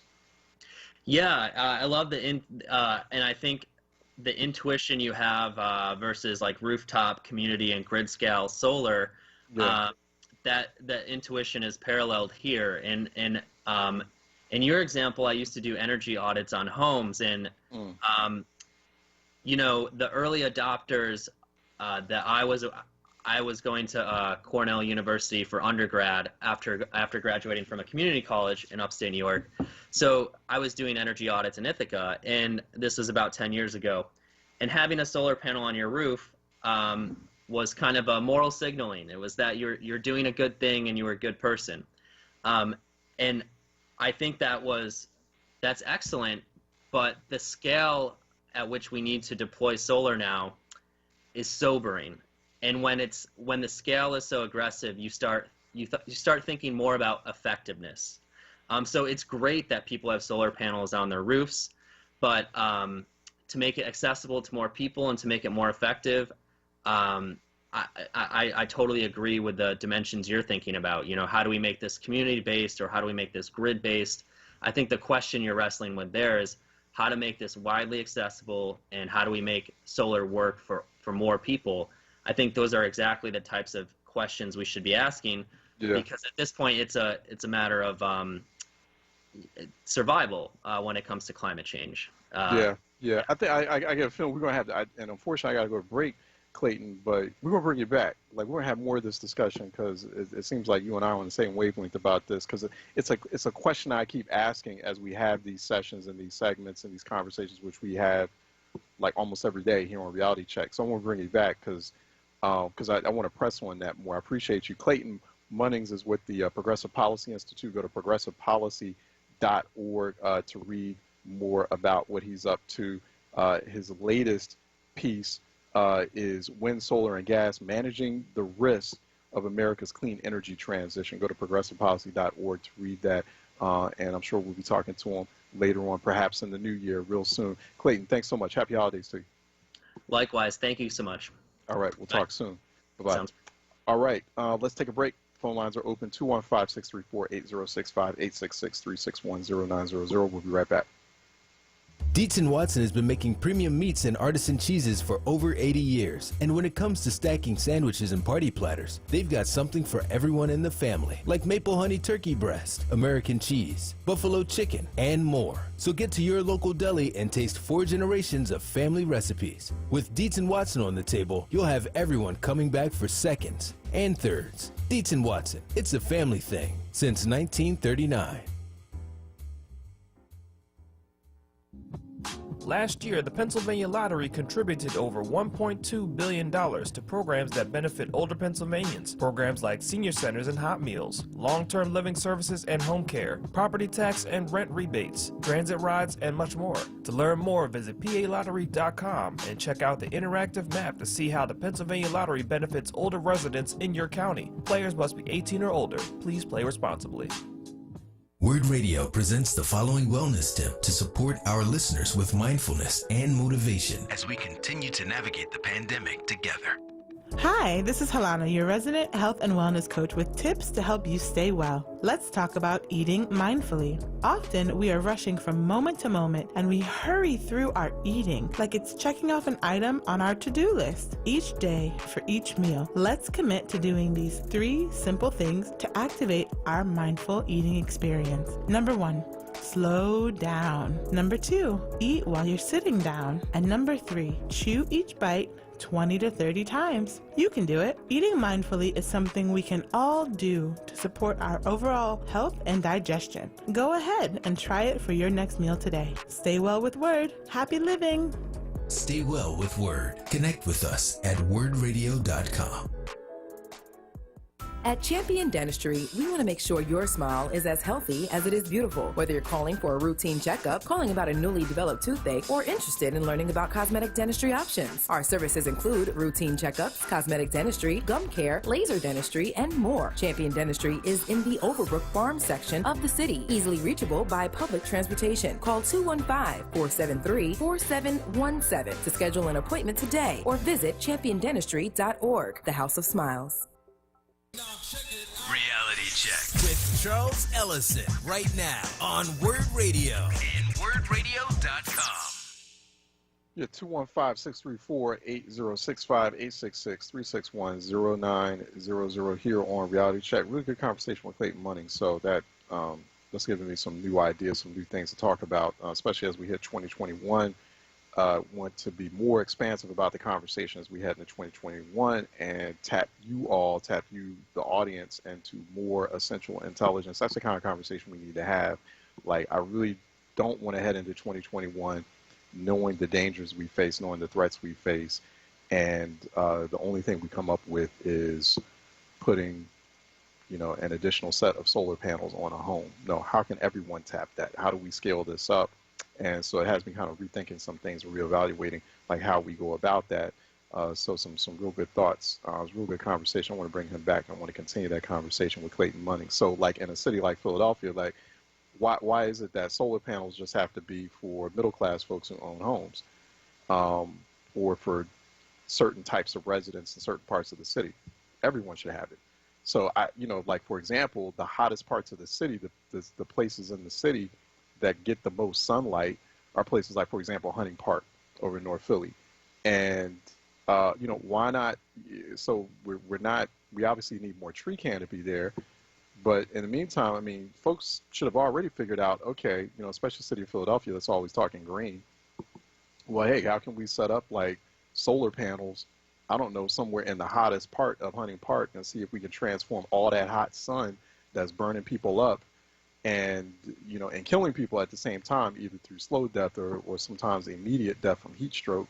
How can we transform that heat into energy that can cool people's homes and cool the types of homes that don't have the kind of resources or the kind of money to get an air conditioner or to get that kind of it's just kind of thinking big like that, and thinking creatively, and you don't have that happening. And to me, it just seems like they're like kind of no-brainer things that are kind of out there in the open. But how do we make those things? Every time we have this and this is why we have EcoWord, and this is why we have these environmental justice conversations, where that's why we present these conversations about things that are going on in the environment. It's just like the same conversation with, people having a lot of frustration, granted, with the state, Commonwealth of Pennsylvania, not using dollars that were being set aside, that were being provided by the federal government for rent relief and mortgage assistance. It always boils down to people not knowing, right? Or it's only a certain class of people who get to know about those things or those new creative things government is doing or those new resources it's providing. It's the same thing with the environmental conversation. It doesn't have to always be a white middle class conversation, especially when our communities are the front line communities. We're the communities getting hit the hardest.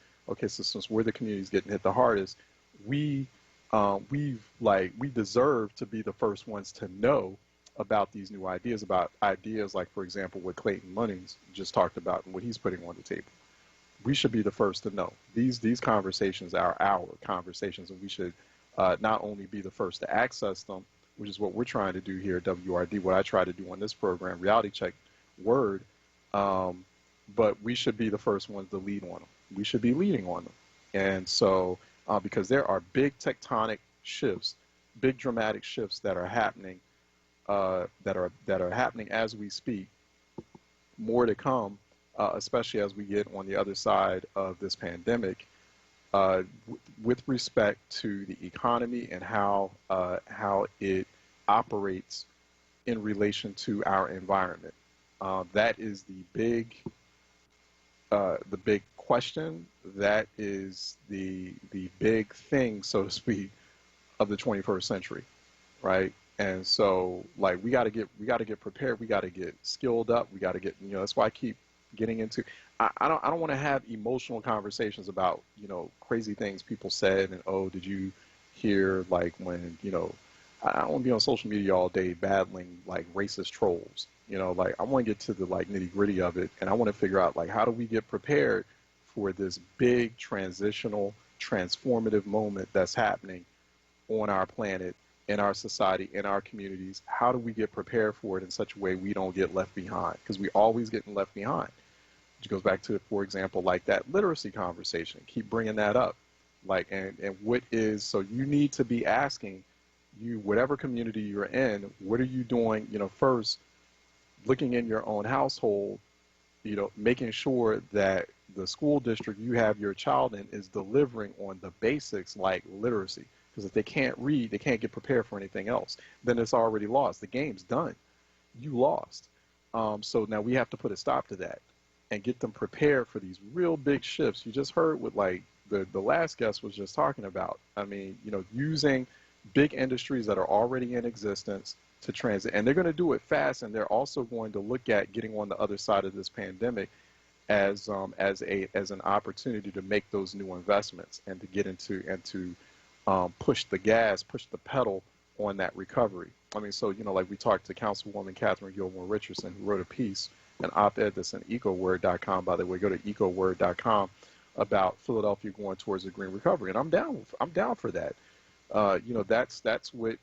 That's the direction that the city of Philadelphia should be headed in. The way the Philadelphia economy has been operating, and how business has been conducted is very old school and antiquated. And so it is, and we can go on all day about that. It's antiquated, it's oppressive, it's not inclusive, it's racist, it's very exclusive, and so that needs to change. And how do we change it? How do we shake it up? How do we open it up? Let's transition it into a clean energy, green economy where it's accessible for everyone. It's a win-win situation for everyone. Let's go ahead and take a quick break. We're going to be heading into our citizens segment. That's coming up next. Kenneth Bourne, who's a social worker at Boys Latin, and he's also founder of an organization called onWURD, and it's focused on educating young black and brown men. So Kenneth Bourne is going to come on, and he's going to talk about how do you fix low attendance rates at schools. And this has become a problem in Philadelphia particularly. It's become a problem all over the country as people have been doing virtual schooling and remote learning. There's a lot of conversation, a lot of problems and issues happening with low attendance rates in virtual classrooms, but he's figured out a way to solve that. He's going to be talking about that attendance crisis, about the crisis of young black and brown our black and brown boys, our young black and brown young men, the issues that they face, particularly in the education space. So that's coming up next in our citizen segment here on Reality Check 96.1 FM, 900 AM, WURDradio.com, WURD TV, WURD app. Stay tuned. We'll be right back. This is not a fad for us. We will not resume our regular programming when things die down. We're not black to help our bottom line or because it's politically correct. We're not joining a fight. This has been our fight, our message, our people. Black lives have always mattered here. We are undeniably, indefatigably, unapologetically, permanently Black Talk Media. WURD. This message is from the Philadelphia Department of Public Health. COVID-19 is still a threat in our communities, but we can all do something simple to help stop the spread. It's critically important to wear a mask or face covering whenever you're in public or around others. Yes, even while social distancing. Wearing a mask shows you care for yourself and your community and is essential to slowing the spread of COVID-19. So love yourself, love your neighbors, wear a mask. Listen to Laborers Live. We created the weekend. We created the 40-hour work week. We just want enough to feed our family, be able to send our children to college, and let our next generation do better than we did. To people that might have forgot how important unionism is in a country like the United States. People now infringing on our 8-hour work day, trying to work people more than 8 hours without overtime, trying to work people without benefits. In the long run, everybody's getting a fat paycheck except the worker. So this is really a wake-up call for America. The struggle is continuous. Tune in to Laborers Live every Friday from 4 to 5 p.m. Sponsored by LESIT, the Laborers Employers Cooperation Education Trust of the Laborers District Council of Philadelphia and vicinity. Local 332, Sam Staten Jr. Business Manager. Local 57, Esteban Vera Business Manager. Local 135, Dan Woodall Jr. Business Manager. Local 413, James Harper Jr. Business Manager. The Laborers District Council, Ryan Boyer Business Manager, and Tony Staten, Executive Director of LESIT. This is WURD Radio. 96.1 FM. And 900 AM WURD Philadelphia. Black Talk Media. Reality Check. With Charles Ellison right now on WURD Radio. And WURDradio.com. All right, welcome back to Reality Check 96.1 FM, 900 AM, WURDradio.com, WURD TV, WURD app. We're heading into our citizen segment, which we do in partnership with, conjunction with the Philadelphia Citizen. Go to philadelphiacitizen.org for a fantastic publication there. We'll be reviving the Reality Check column as we head into the new year. Got some things on tap, things that I'm working on. So just stay tuned. Keep looking out for that at the philadelphiacitizen.org. In the meantime, let's bring on our next guest. Kenneth Bourne II is a social worker. He's also founder, CEO of onWURD, which is an organization committed to ensuring black boys and young men have a fair shot at academic achievement and life success. He writes a commentary, it's a guest commentary that was just recently featured in the Philadelphia Citizen entitled How to Keep Kids in School, a Boys Latin social work on how boosting attendance in school means changing how we approach the problem. We have Kenneth joining us by phone here on Reality Check. Kenneth, how are you doing? I'm doing good. All right, thank you. I appreciate that. And your website for Anew is bornanew.com, BOURNE, anew.com. It's a nice website, by the way, and really appreciate this effort. Talk about why the focus on attendance. How bad is the attendance problem in a city like Philadelphia? Right now, it was just the switch to virtual learning was super difficult, right? Especially for schools who are already underfunded. We don't have the proper resources. And so attendance was always an issue, right? Like, it's been an issue, and COVID just exacerbated that issue. And schools like mine, we had a super hard time trying to get students to simply just log on. Mm-hmm. What were you finding that some of the problems or some of the issues that families, that students were explaining they were going through that was preventing them from logging in on time or logging in at all? Yeah. So to be honest, man, the thing that I've come to realize is that, right, like as Black people, we are simply tired. It's a lot that we have been going through. Philadelphia alone this year has went through a lot, right, with the racial endemic and police brutality. And so a guy who was killed in the neighborhood of the school that I work at, right, like families probably couldn't even get sleep at night because we were protesting and we were rioting, and the police departments were just flooding the streets, and there was a lot going on. And so simply people were just tired, and I realized that nobody was addressing this, right, just addressing their subjective experience of they're simply tired, right? And so calling them, checking in on attendance solely and not checking in on the person or the human was where we was our greatest downfall. And so I started to focus more on the students and their families before I even asked about attendance. And I wanted to figure out what was happening, right? Like, I don't need to know why your student didn't log in, what's happening in life, how's it going, where is the support that you need, where can I step in, how can I show up for you guys? And that way, right, to let them know, like, you matter, you're important, you're missed at school, but it's not just about school. You have a whole life, and so I want to be able to try to channel and get at the whole human. Yeah, no, just trying to figure out exactly. I mean, you're looking at the more personalized approach and understanding that that there's trauma there, there's real trauma there, and trying to assess like the extent of that trauma. Like, what happened then? Like, what did you start to find out as you were like, hey, listen, okay, I'm not going to berate you. I'm not going to chastise you for not logging in. I'm just going to check in with you. You started to see a change. You started to see something like fairly dramatic, and it led you to functionalize this, to actually create a system that actually started encouraging young people, students who at one point were basically, they were digital truants. They weren't, that's how they were being defined and seen as, but it started to have them actually go into the classroom more. Yep. So after I pretty much kind of developed this framework called like concerted passion, right, to let them know, like, I care. This is not another attendance call. I don't want this to be a truancy issue, right? I don't need the district attorney office involved. I need you as a human to be better and to get better.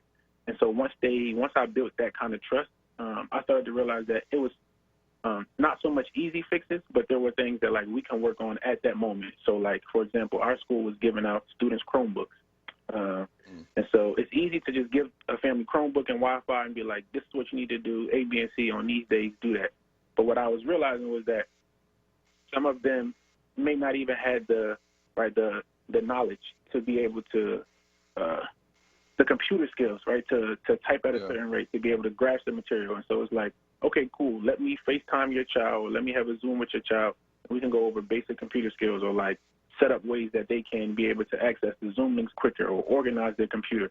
And so it was going beyond just giving them the tools, right? It's easy to say like, all right, well, they have the computer, so what's stopping them?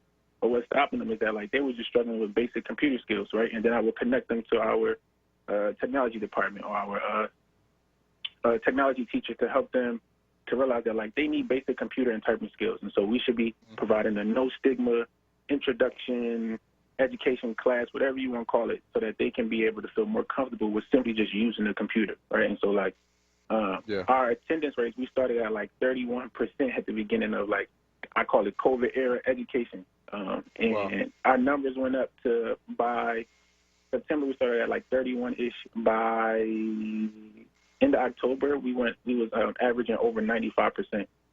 Wow. But that 95%. You went from 31% attendance to 95% attendance. Wow. Yeah, but that's just for sixth grade. I was a part of the sixth grade team, and so okay.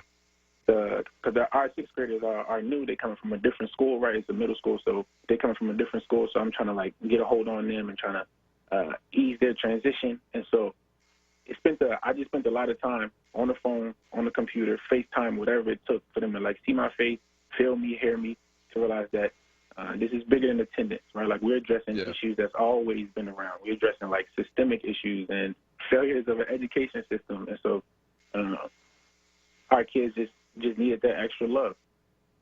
Yeah. No, you know what?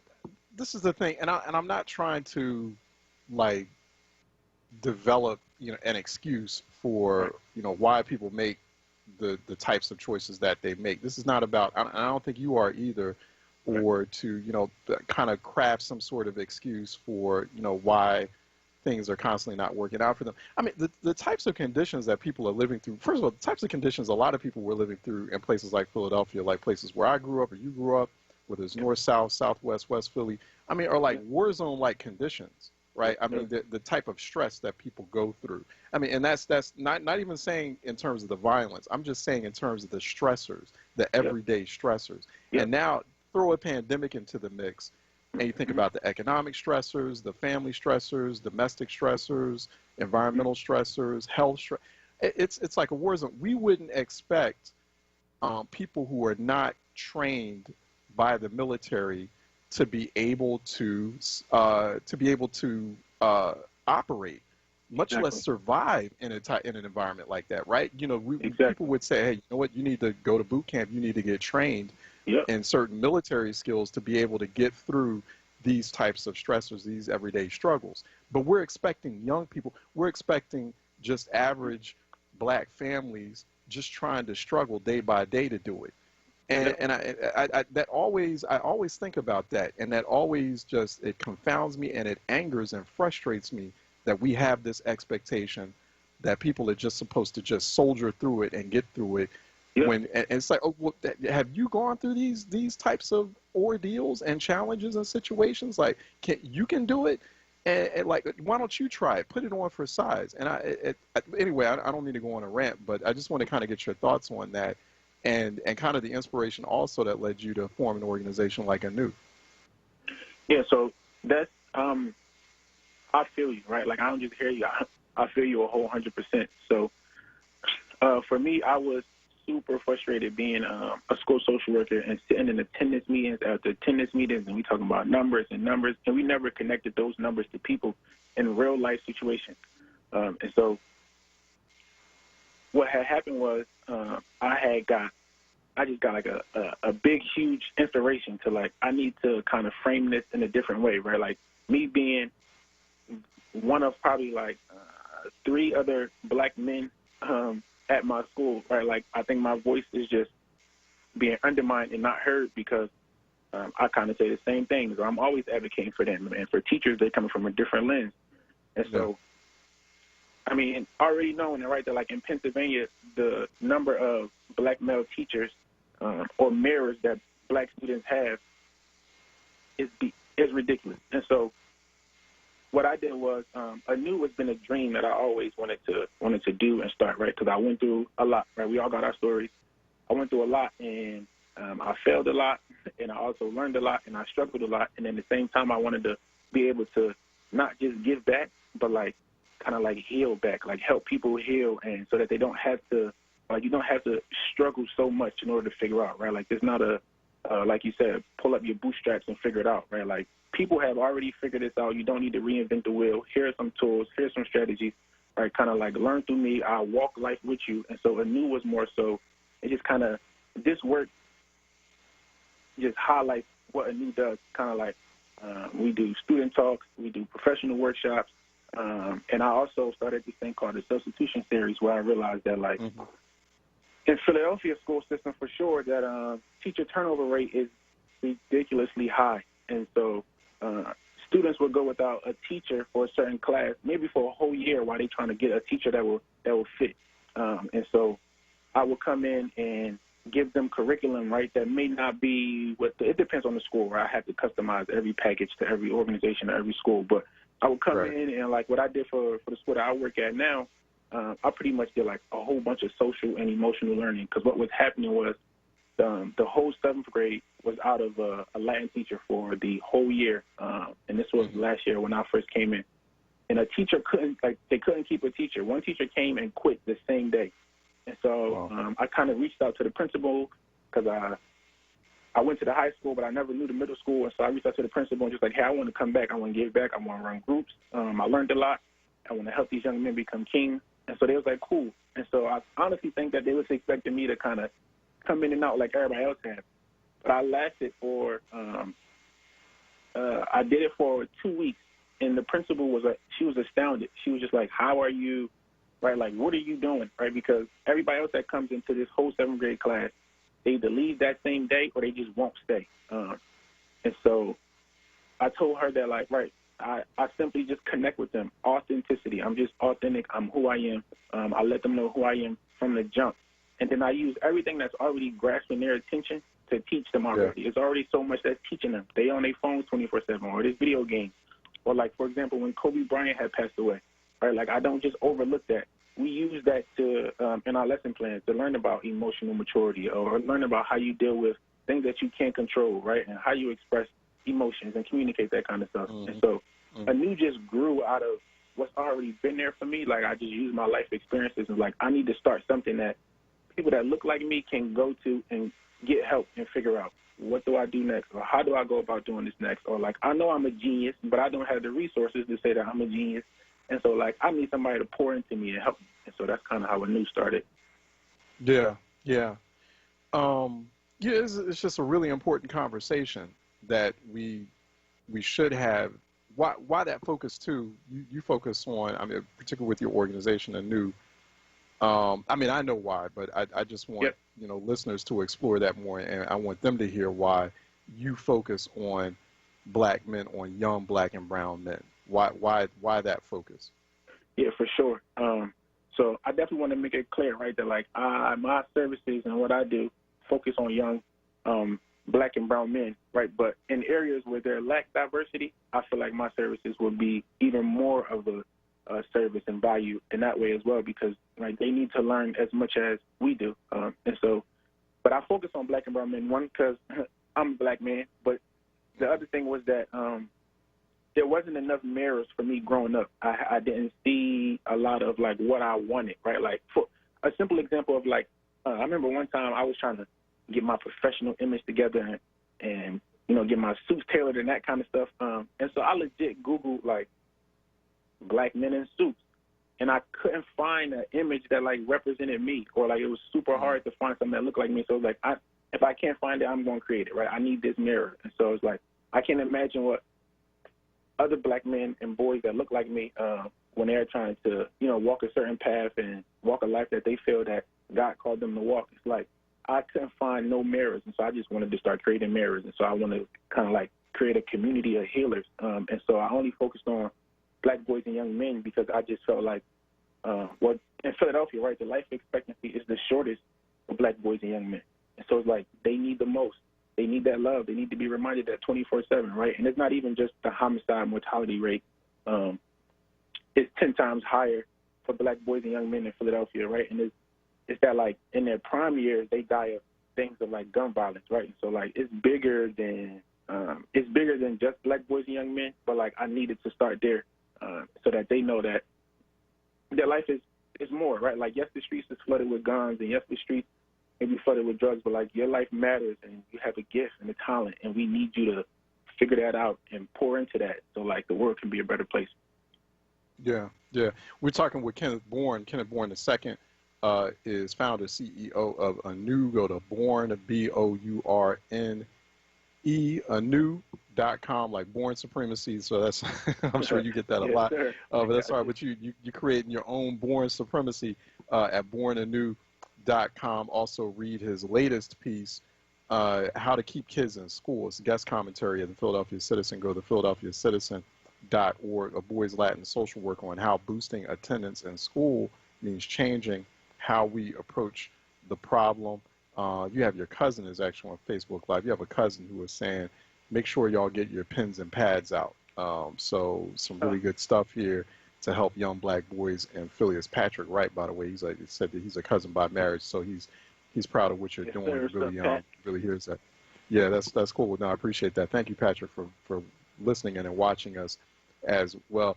It has to be hard, right, though, Kenneth? Because one of the things that I find somewhat quirky and problematic with the whole virtual remote learning system. I have a 15-year-old daughter, and so she's a pro at it now. But and she did it before, and so now she knows what she's doing as far as that remote learning environment. But staying in front of a screen all day, like at public schools who are doing this for the first time, they are making the mistake, or even schools in general that are doing this for the first time, they are making the mistake of expecting young people, restless, energetic young people, to sit in front of a screen, to stay there at a screen all day, just like they do in a classroom. So it's like they're using that old school industrial revolution turn of the 20th century approach to which they need to start doing away with that, because we're in the 21st century now. It's a brand new way. We need to figure out a brand new way of learning, but they're still trying to apply the old antiquated education approach to this new environment. It really presents a new way for us to teach our children differently, for our children to learn differently. We're not grabbing onto that opportunity. It's like, that's I mean, I have to commend you for finding a way to finally get them there at the screen, because I mean, that's a tough ask in and of itself to, expect young people to stay in front of a screen in a virtual classroom all day. It is.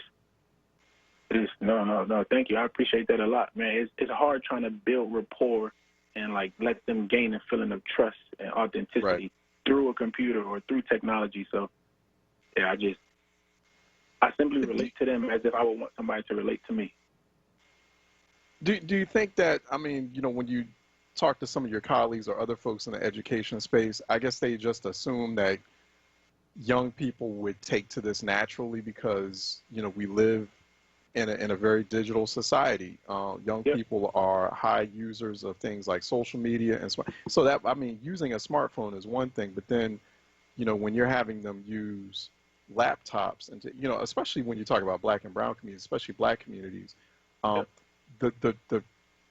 I looked at the data on this, the primary way that they're accessing the online space or the digital space is through a smartphone.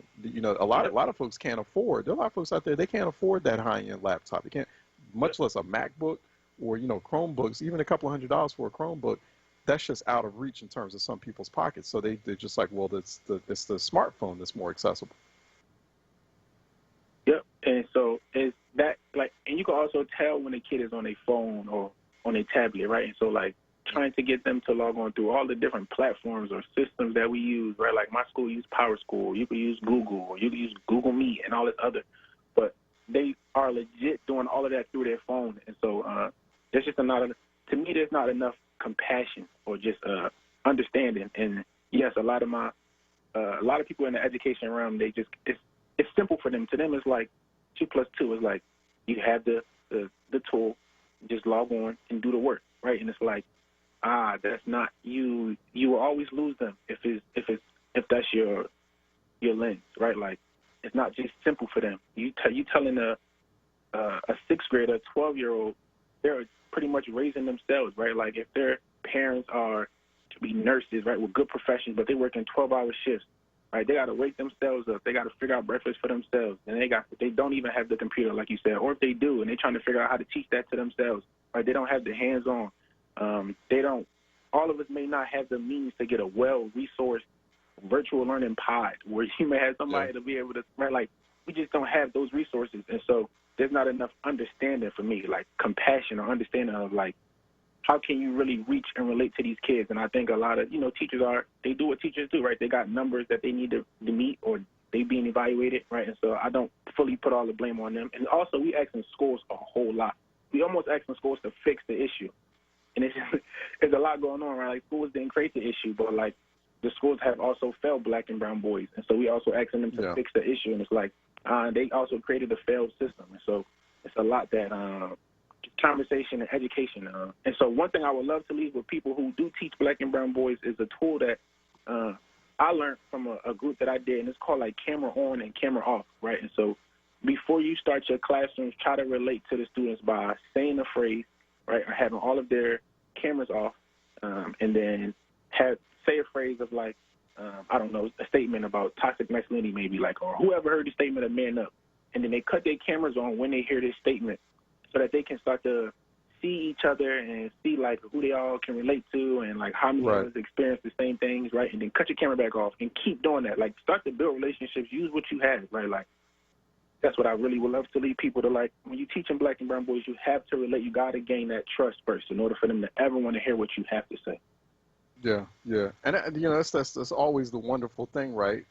It's always one of the more just always, you know, sort of deeply profound and troubling things is that you know, we're so, as a people, as a community, we're so used to crisis. But the wonderful thing is we always come up with these creative ideas. We figure out some sort of way. We're so resilient in that way, right? And, I mean, really what you've come up with. You know, these models seem very simple, but there is a lot of complexity to them in terms of the resilience. I mean, we're just a very resilient people in a resilient community to be able to just go through these sorts of circumstances, difficult circumstances like we're going through now, and still kind of create some kind of new model. Hey, there's a listener who has a question. What happens with multiple children in a household in a household when they need multiple tablets and PCs? I mean, that is a very good question, because we just kind of running under the assumption that every household has one child. Right. No, so I remember calling the parent, and she knew my number because I call her often. Sometimes I call her often just to give her praise for her for doing the best she can. But legit, as soon as she answered the phone, she's like, "Mr. Bourne, I'm tired." I'm like, "Miss So-and-so, I know you're tired, right? I need to check in. I need to figure out what's happening." And so she let me in a little peek of a window through her life, right? And she had 4 kids, and 3 of them were in school, and one was pretty much a newborn. And so she's like, "I got 3, and I'm trying to manage all 3, right? And technology is big, right? The Wi-Fi is not that great sometimes. Sometimes it's shut down. The computers break. And so what needs to happen is, depending on what school that child go to, right? Like, hopefully there's a team or just a person that cares, and stop trying to penalize them for things that's out of their control, right? Like, where they beyond virtual learning, they're going through a racial reckoning, and so it's like, stop penalizing them. It's not truancy. There's not a truancy issue. It's not an attendance issue. Somebody needs to constantly check in on these families. And so for her, when I realized that, like, oh, she has more than 1 kid, right? And like, the other 2 boys didn't go to my school, but it's like, what school do they go to, right? Like, did you reach out to that person? If so, let me reach out to that school and be like, they struggling too, right? Like, it needs to be an army of us. It's a collective, right? They say it takes a village to raise a child. So it's like, where's the village? Like, we all got to pitch in and we all got to do it.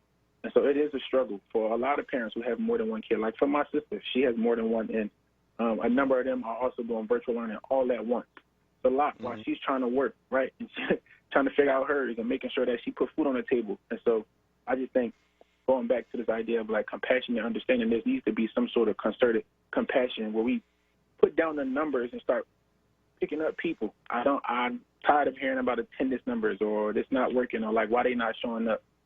They doing a lot. 1 kid was trying to raise his mom. His mom is older, and his mom had got COVID. And so he was trying to take care of his mom. And our teachers kept calling the family and kept emailing the student email. And so it was like, nah, like, let me step in.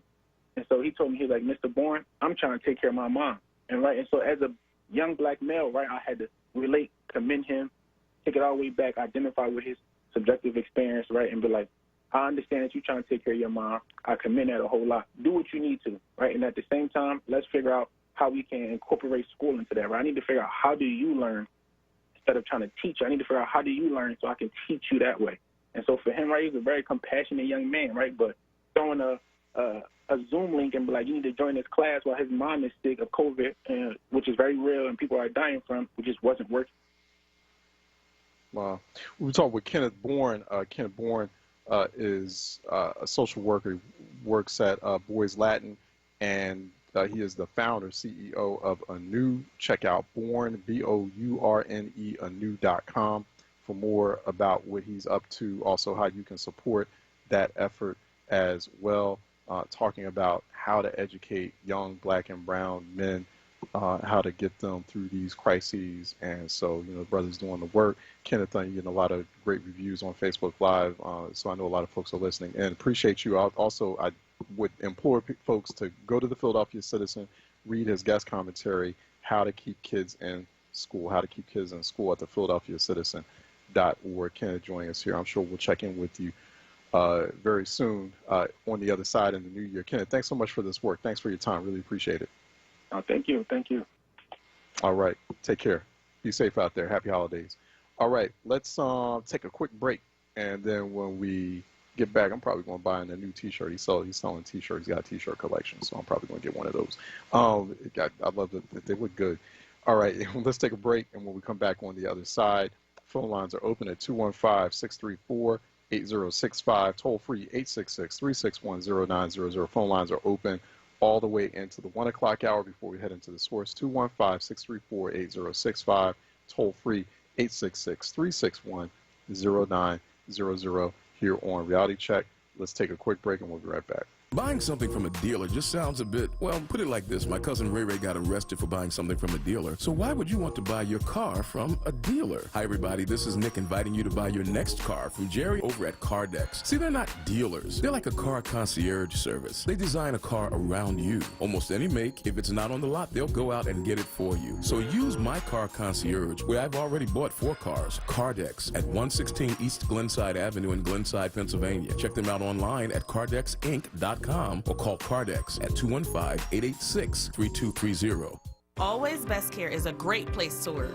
Flexibility, leadership, purpose, great benefits. There's never a dull moment. Diversity, inclusion, compasión. We love our jobs. If you're looking for a great place to work, you can join our compassionate Team Green. You can apply online at teamgreenabc.com or call 267-909-9248. Teamwork makes the dream work. Want to buy black for the holidays? WURD Radio has got you covered. WURD is proud to present our virtual holiday marketplace online. Support local, small, black-owned businesses through the marketplace and purchase your holiday gifts today. Visit wordradio.com/marketplace or wordworks.com/marketplace. Reality Check with Charles Ellison right now on WURD Radio and wordradio.com. Okay, phone lines are open, 215-634-8065, toll free 866-361-0900 here on Reality Check, 215-634-8065, toll free 866-361-0900 here on Reality Check. You had a lot of folks who were chiming in and offering thoughts as we've been having conversations throughout this Wednesday midday edition. And Lois Rubin Marks, thanks for a good afternoon now to you. She agrees. I agree. People do not pay enough attention, but that is what we think our officials will do, but they don't always do that. And sometimes, elected officials too, it is a very demanding job. Being an elected official, and I've seen that firsthand, working for elected officials, city, state, and federal. And a lot of times it's a matter of priorities, and crises jump up and they happen when you least expect it. So sometimes you could be focused on one thing at one moment, and we're going through perpetual crisis right now. And elected officials are, in some fairness here, elected officials are human beings. And so, they're dealing with, they're trying to live out. Some of them are raising families. They're trying to kind of keep their life afloat as well. And so it's, there's that, and kind of the stressors of, kind of their jobs are literally 24 hours in a lot of situations. And there are a lot of demands on them. But it's also a matter of priority sometimes, So one day they could be focused on, that rent relief and mortgage assistance, and they're going full throttle on it, and they're telling their staff, hey, this is what you need to do. You need to make sure these dollars get to constituents. And I've seen this happen on many an occasion where, like, one day you're focused on one thing, and then suddenly the next day, boom, something else pops up. And then what you were working on yesterday, that's not a priority anymore. Like, priorities particularly for public officials, for elected officials, for people who were then engaged in the very heavy work, the heavy lift work of governance and constituent services, have a really tough run of it. And I'm not saying that so you can feel sorry for elected officials. I'm just telling you that priorities shift every day, just like priorities shift in our lives.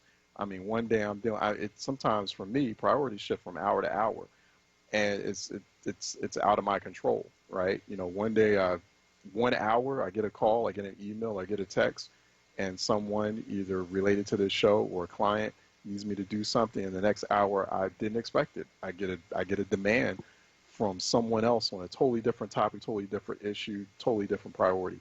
So a lot of it is, sometimes it's not willful ignorance on the part of elected officials or public officials. In some cases it is. In some cases it is. In a lot of cases it is.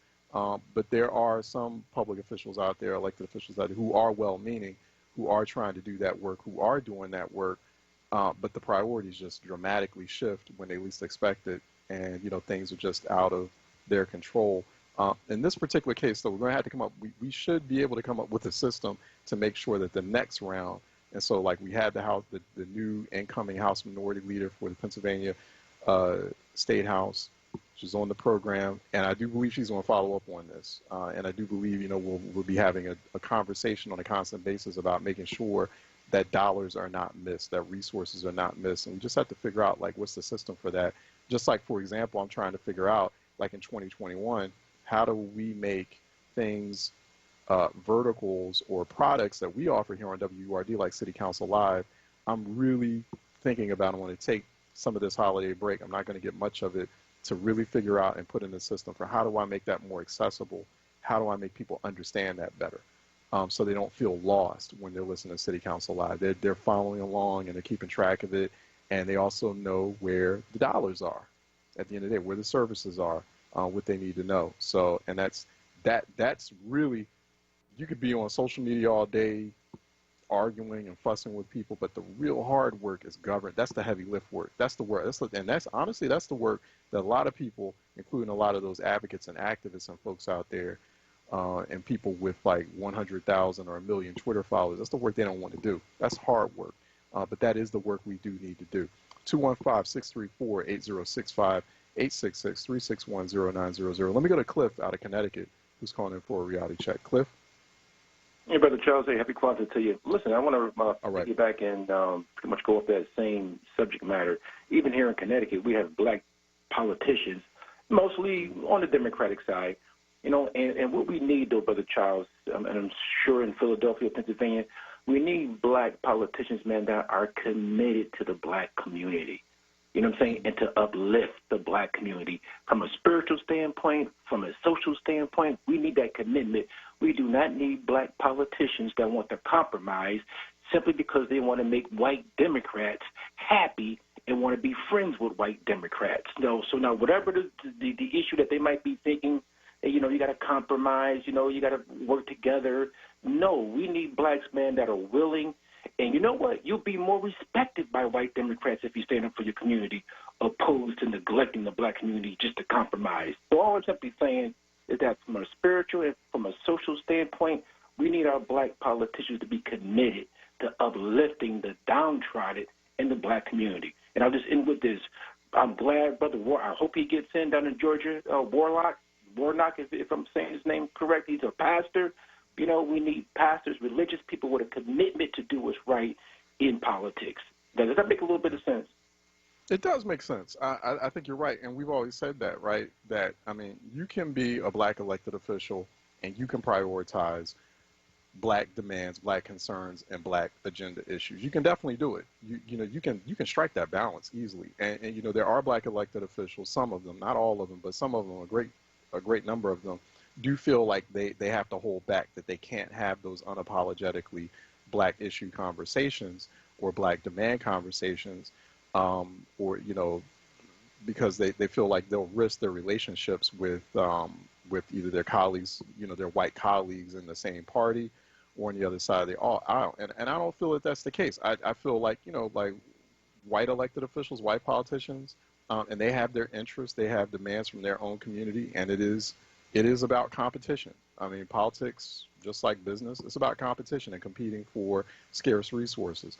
And so, and deals have to be cut, alliances have to be made. Sometimes you got to get a bit sharp and firm and unapologetic when you're fighting for those resources. But yeah, I mean, white elected officials, white politicians, or those folks that you have to deal with in the political space or in the public policy arena, they may not feel they can trust you. If they're like, hey, listen, look at this cat over here. Like, he's not even really representing his community to the fullest. Can I really trust him? Can I really trust him or her to make the kind of deal we need to make? I do feel like if you are an elected official, you are in the realm of governance. And governance is all about, like, part of governance is the transaction. It is a very transactional process, and you have to be very skilled in it. And if you're trying to get resources and bread and butter back to your districts and your constituents, you got to do that work. And part of that work is, yeah, you're going to have to know how to talk to different crews of people. You're going to have to know how to cut those deals. People want to call that compromise, and then they throw compromise around like it's a dirty word. It's not compromisation. It's just the very dirty, long game and very labor-intensive work of governance. I mean, like, either you want to keep you want to keep, like, these systems in place that kind of all the glue that holds societies together, and you want everyone to have a good quality of life, or you don't. And so when you become an elected official, city, state, or federal, yeah, you're going to have those hard, tough conversations, and sometimes it's going to require you to throw out fisticuffs, and you're going to get into fights and wrangles and wrestling matches with your colleagues on either your party or on the other side of the aisle. And sometimes it requires that for you to do that fight. But at the end of the day, if you want to it's all about, you got to get stuff passed. You got to get legislation passed. You got to get bills to the floor. You got to get things in the law. You got to get policy made.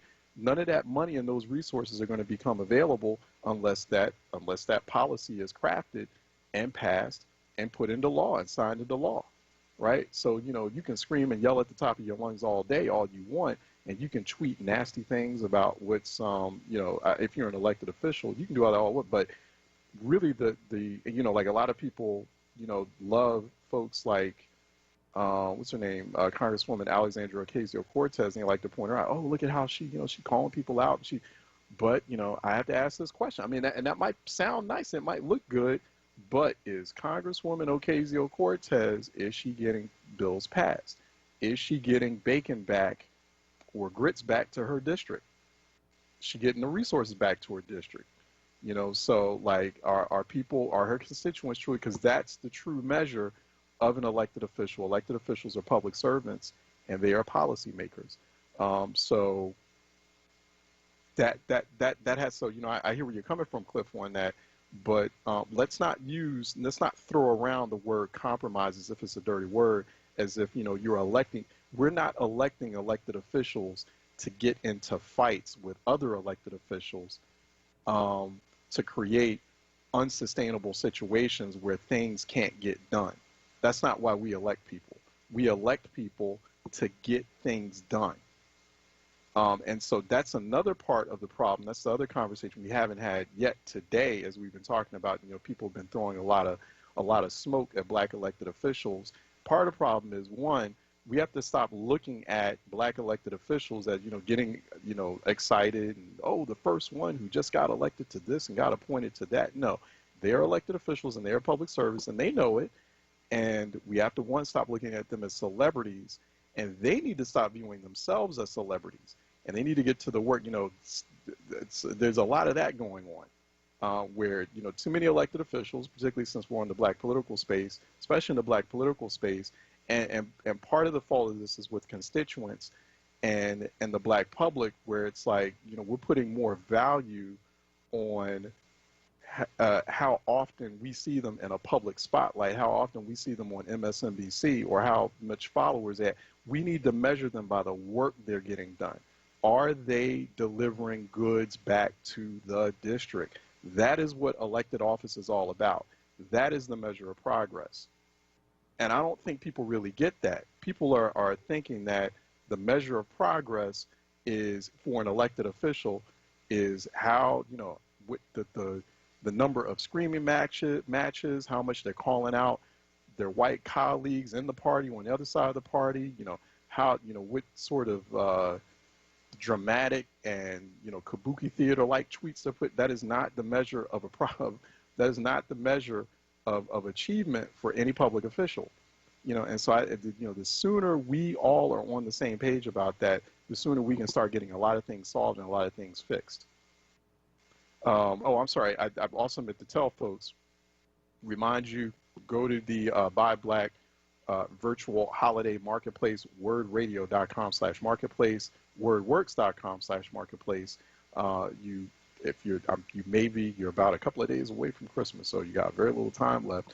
So we're here to remind you to buy black during the holiday season. We're providing you with that opportunity to do so.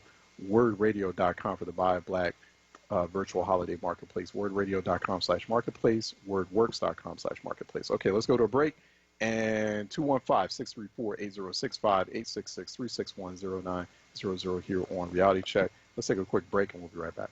Solutions on Word. Hosted by Dwayne Royster and Amadi Braxton. Solutions on Word. Exploring solutions to national, state, and local issues through the lens of race and gender. Solutions on Word. Fridays, 5 p.m. till 7 p.m. Exclusively on WURD Radio, 96.1 FM and 900 AM WURD. Solutions is sponsored by Power Interfaith Movement, working towards life, liberty, and democracy for all. Do you want to help kids in foster care? CASA Youth Advocates is seeking volunteers of color to advocate for the youth they serve. 50% of kids in the Delaware and Chester County foster care system are children of color, yet only 9% of CASA Youth Advocate volunteers are people of color. Children in foster care greatly benefit from advocates who look like and can relate to them. They desperately need more volunteers of color. Visit DELCOCASA.org for more info. That's www.delcocasa.org. WURD Radio presents the following wellness tip to support our listeners with mindfulness and motivation as we continue to navigate the pandemic together. Hi, this is Halana, your resident health and wellness coach with tips to help you stay well. Let's talk about eating mindfully. Often we are rushing from moment to moment and we hurry through our eating like it's checking off an item on our to-do list. Each day, for each meal, let's commit to doing these 3 simple things to activate our mindful eating experience. Number 1, slow down. Number 2, eat while you're sitting down. And number 3, chew each bite 20 to 30 times. You can do it. Eating mindfully is something we can all do to support our overall health and digestion. Go ahead and try it for your next meal today. Stay well with WURD. Happy living. Stay well with WURD. Connect with us at wordradio.com. Reality Check with Charles Ellison right now on WURD Radio and wordradio.com. All right, welcome back to Reality Check. Let me go to, Dwayne out of Southwest, who's calling in for Reality Check. Dwayne, what's good? Oh, yes. The politicians should be coming to us because we don't want to help pay their salary. We shouldn't have to be hunting them people down. Mm-hmm. And I'm getting tired of, hunting them people down. I mean, come on. And a lot of them ain't doing nothing down there. Some of them are. Some of them doing the best they can, but a lot of them ain't doing nothing, just getting a paycheck. I hear you, Dwayne, and I feel like elected officials definitely, especially in a time like this, need to figure out ways to make themselves more accessible. Like I remember I was on a panel last week. I had an elected official, state legislator, Afro-Latina woman from Maryland, and she had to interrupt the session. She had to jump off the Zoom call, the panel. It was like a national panel going on that I had to moderate. And she had to take a moment because she was getting a call from a constituent. She came back. She said, hey, I'm sorry. You know what? Since I've been elected, I've given my cell phone number to my constituents. They can call me anytime. And sometimes they call, she's like, that's And she grew up in New York City. She's now in Maryland, suburban D.C. She grew up humble, grew up poor. Her mother had immigrated from the Dominican Republic, and so she knows what it's like being in those certain types of situations. And she's like, I'm sorry. She's like, I'm an elected official. This is what I do. This is part of the job. This is part of the job description. More elected officials need to be like that. To your point, Dwayne, I'm just saying. I mean, if she can do it, y'all can do it. And she's Maryland House of Delegates. They actually get paid less than Pennsylvania. Pennsylvania state representatives know what I'm talking about. Pennsylvania state representatives are some of the highest paid state legislators in the country. I think Maryland House of Delegates, I think they only get paid. That's just a part-time job for them. They only get paid like $40,000 for that. That's just a part-time job. So they have to maintain a full-time job, and then they got to do the full-time job of being a state representative. And she's like, you know what? And she has a family. She got kids. And the kids are grown and in college, but she got a husband, kids, a household to keep up. But she has her cell phone. She's like, I hand my number out to all my constituents. All elected officials have to be like that. They should be like that. But go ahead, Dwayne. Yeah, you can finish your point. Can I say one more thing? Sure. The politicians, but the ones out here today, they make like over $100,000 a year, and then when they get out of office, they get a big pension for the rest of their life. Yeah, city councilman. And they're not doing. It's a shame. That's wasting our tax out. They ain't doing nothing. It's saying Romney ain't doing nothing. Yeah, I feel for the ones that's really doing something, because I know some of them are doing the best they can, trying to get things passed. But a lot of them just not doing nothing, just collecting a paycheck. It's using us as a good thing. Yeah, I appreciate that comment, Dwayne. I'm all for. I'll be the first one to tell you. I'm all for elected officials, city, state, and federal, getting paid the type of salary they need to do what they need to do full time. So if you need to pay an elected official a six-figure salary, that's fine. I think that's fine, as long as they understand that is their full-time job and that they have to excel at it. So because I want politicians focused on just that job. So pay them what we have to pay them. I think that the fact that you have Philadelphia or Pennsylvania politicians getting high salaries like that compared to other states and cities, on its face, in principle, it's a good thing, because that's all I want them focused on. That they got enough money to make a good living, to do the full-time demanding work of being a public servant. I'm fine with that. But yeah, questions get raised, and then we have issues when you're not doing that work, or you feel like you need to do other work, or you need to have special relationships with special interest groups to get more money funneled into you on the side or under the table. Okay, we have a problem there, because we're already paying you enough to do this demanding work on a full-time basis and to make sure that your life is stable enough and your bills are paid, right? So, and I think people, rightfully so, constituents and people in the public, have every right to question that. Let me go to Mama Gail out of West Philly calling in for a reality check. Mama Gail? Hello, family.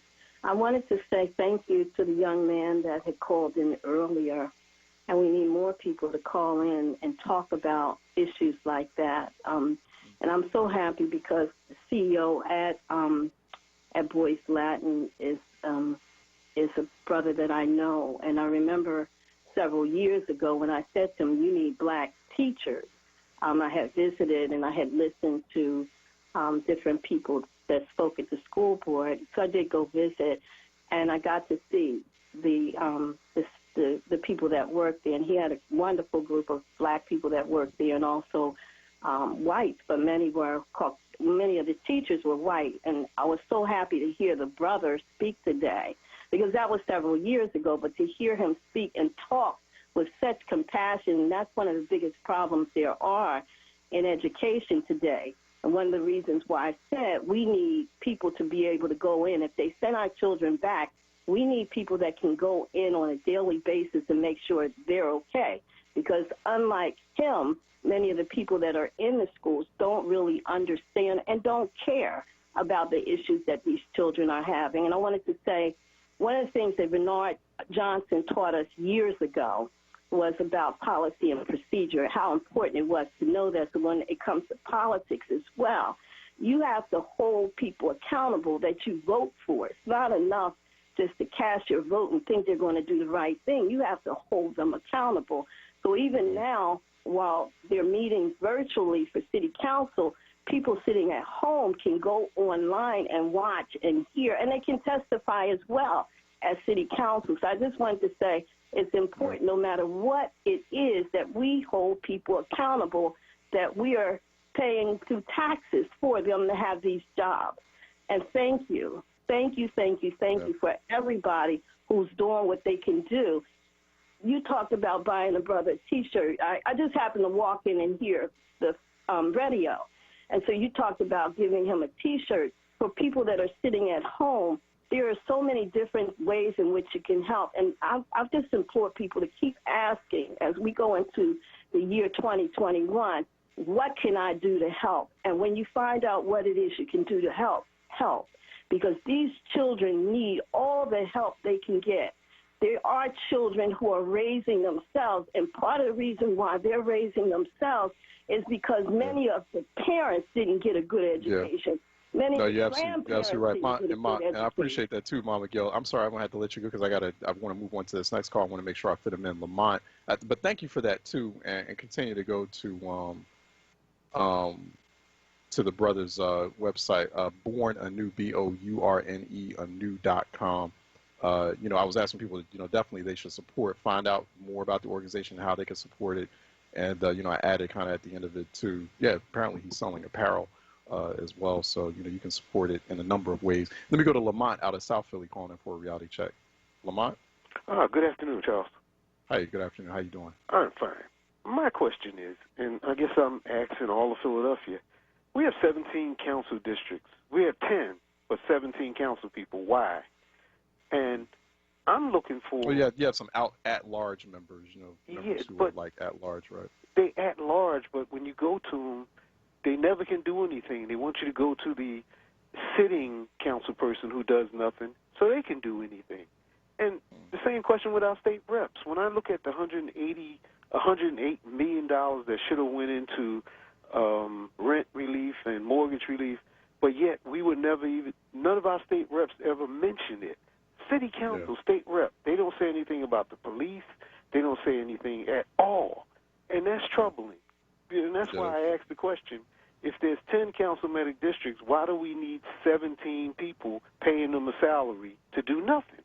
Because as far as I'm concerned, I don't see anything coming from them. I see the contractors getting everything. I don't see homeowners or people who live in the street. And the schools, when this is all over, when they talk about the city being poor, we're going to be a lot poorer mentally, physically, and educationally, because you could throw 1 million jobs in the city and people won't be prepared for it, because right now, if we can't get schooling right, we'll never get anything right. And it's time to clean out all our state reps, all our city council people. It's time for all of them to go somewhere else. Yeah, you know what, Lamont, let's make sure people are turning out for these local elections, because we can't have, you're not going to make any change in that, on that. Thank you for that comment, and thank you, Mama Gill, too, for your earlier comments as well, because you're not going to make, I've said this time and time again, you're not going to make any changes in City Hall or the current crop of leadership in City Hall if you're not turning out. I mean, when you have less than 30% turnout in an average Philadelphia local election, that's a recipe for status quo. Then that signals to that elected class that everyone is fine with how things are going. But based on like what I hear every day, and like when I hear from people like Lamont or Mama Gail or whomever, or George, Maurice, or whomever, people aren't satisfied. Okay, well, people are gonna have to vote like that. There should be 70-80% turnout to just boot out the current people who are there, and then bring in a new class, a new cohort of people who you think can actually do things and get it done. Until then, under 30% is not going to cut it. All right, that wraps this Wednesday midweek edition of Reality Check. Also, don't forget to go to your Buy Black virtual holiday marketplace, wordradio.com/marketplace, wordworks.com/marketplace as well. We'll be back tomorrow, Thursday, 10 a.m. sharp on Christmas Eve for before the end of the holiday week edition of Reality Check. Looking forward to that. Everyone, we're headed into the source with the Black Women's Leadership Council that's coming up next here on WURD. I want to thank Troy Wilmore as well. All right, everyone in Philly and beyond, I want you to stay smart, stay sharp, stay safe out there, and I will see you, God willing, tomorrow morning. Have a great afternoon, a good evening, sleep well, and I'll see you tomorrow morning. Take care.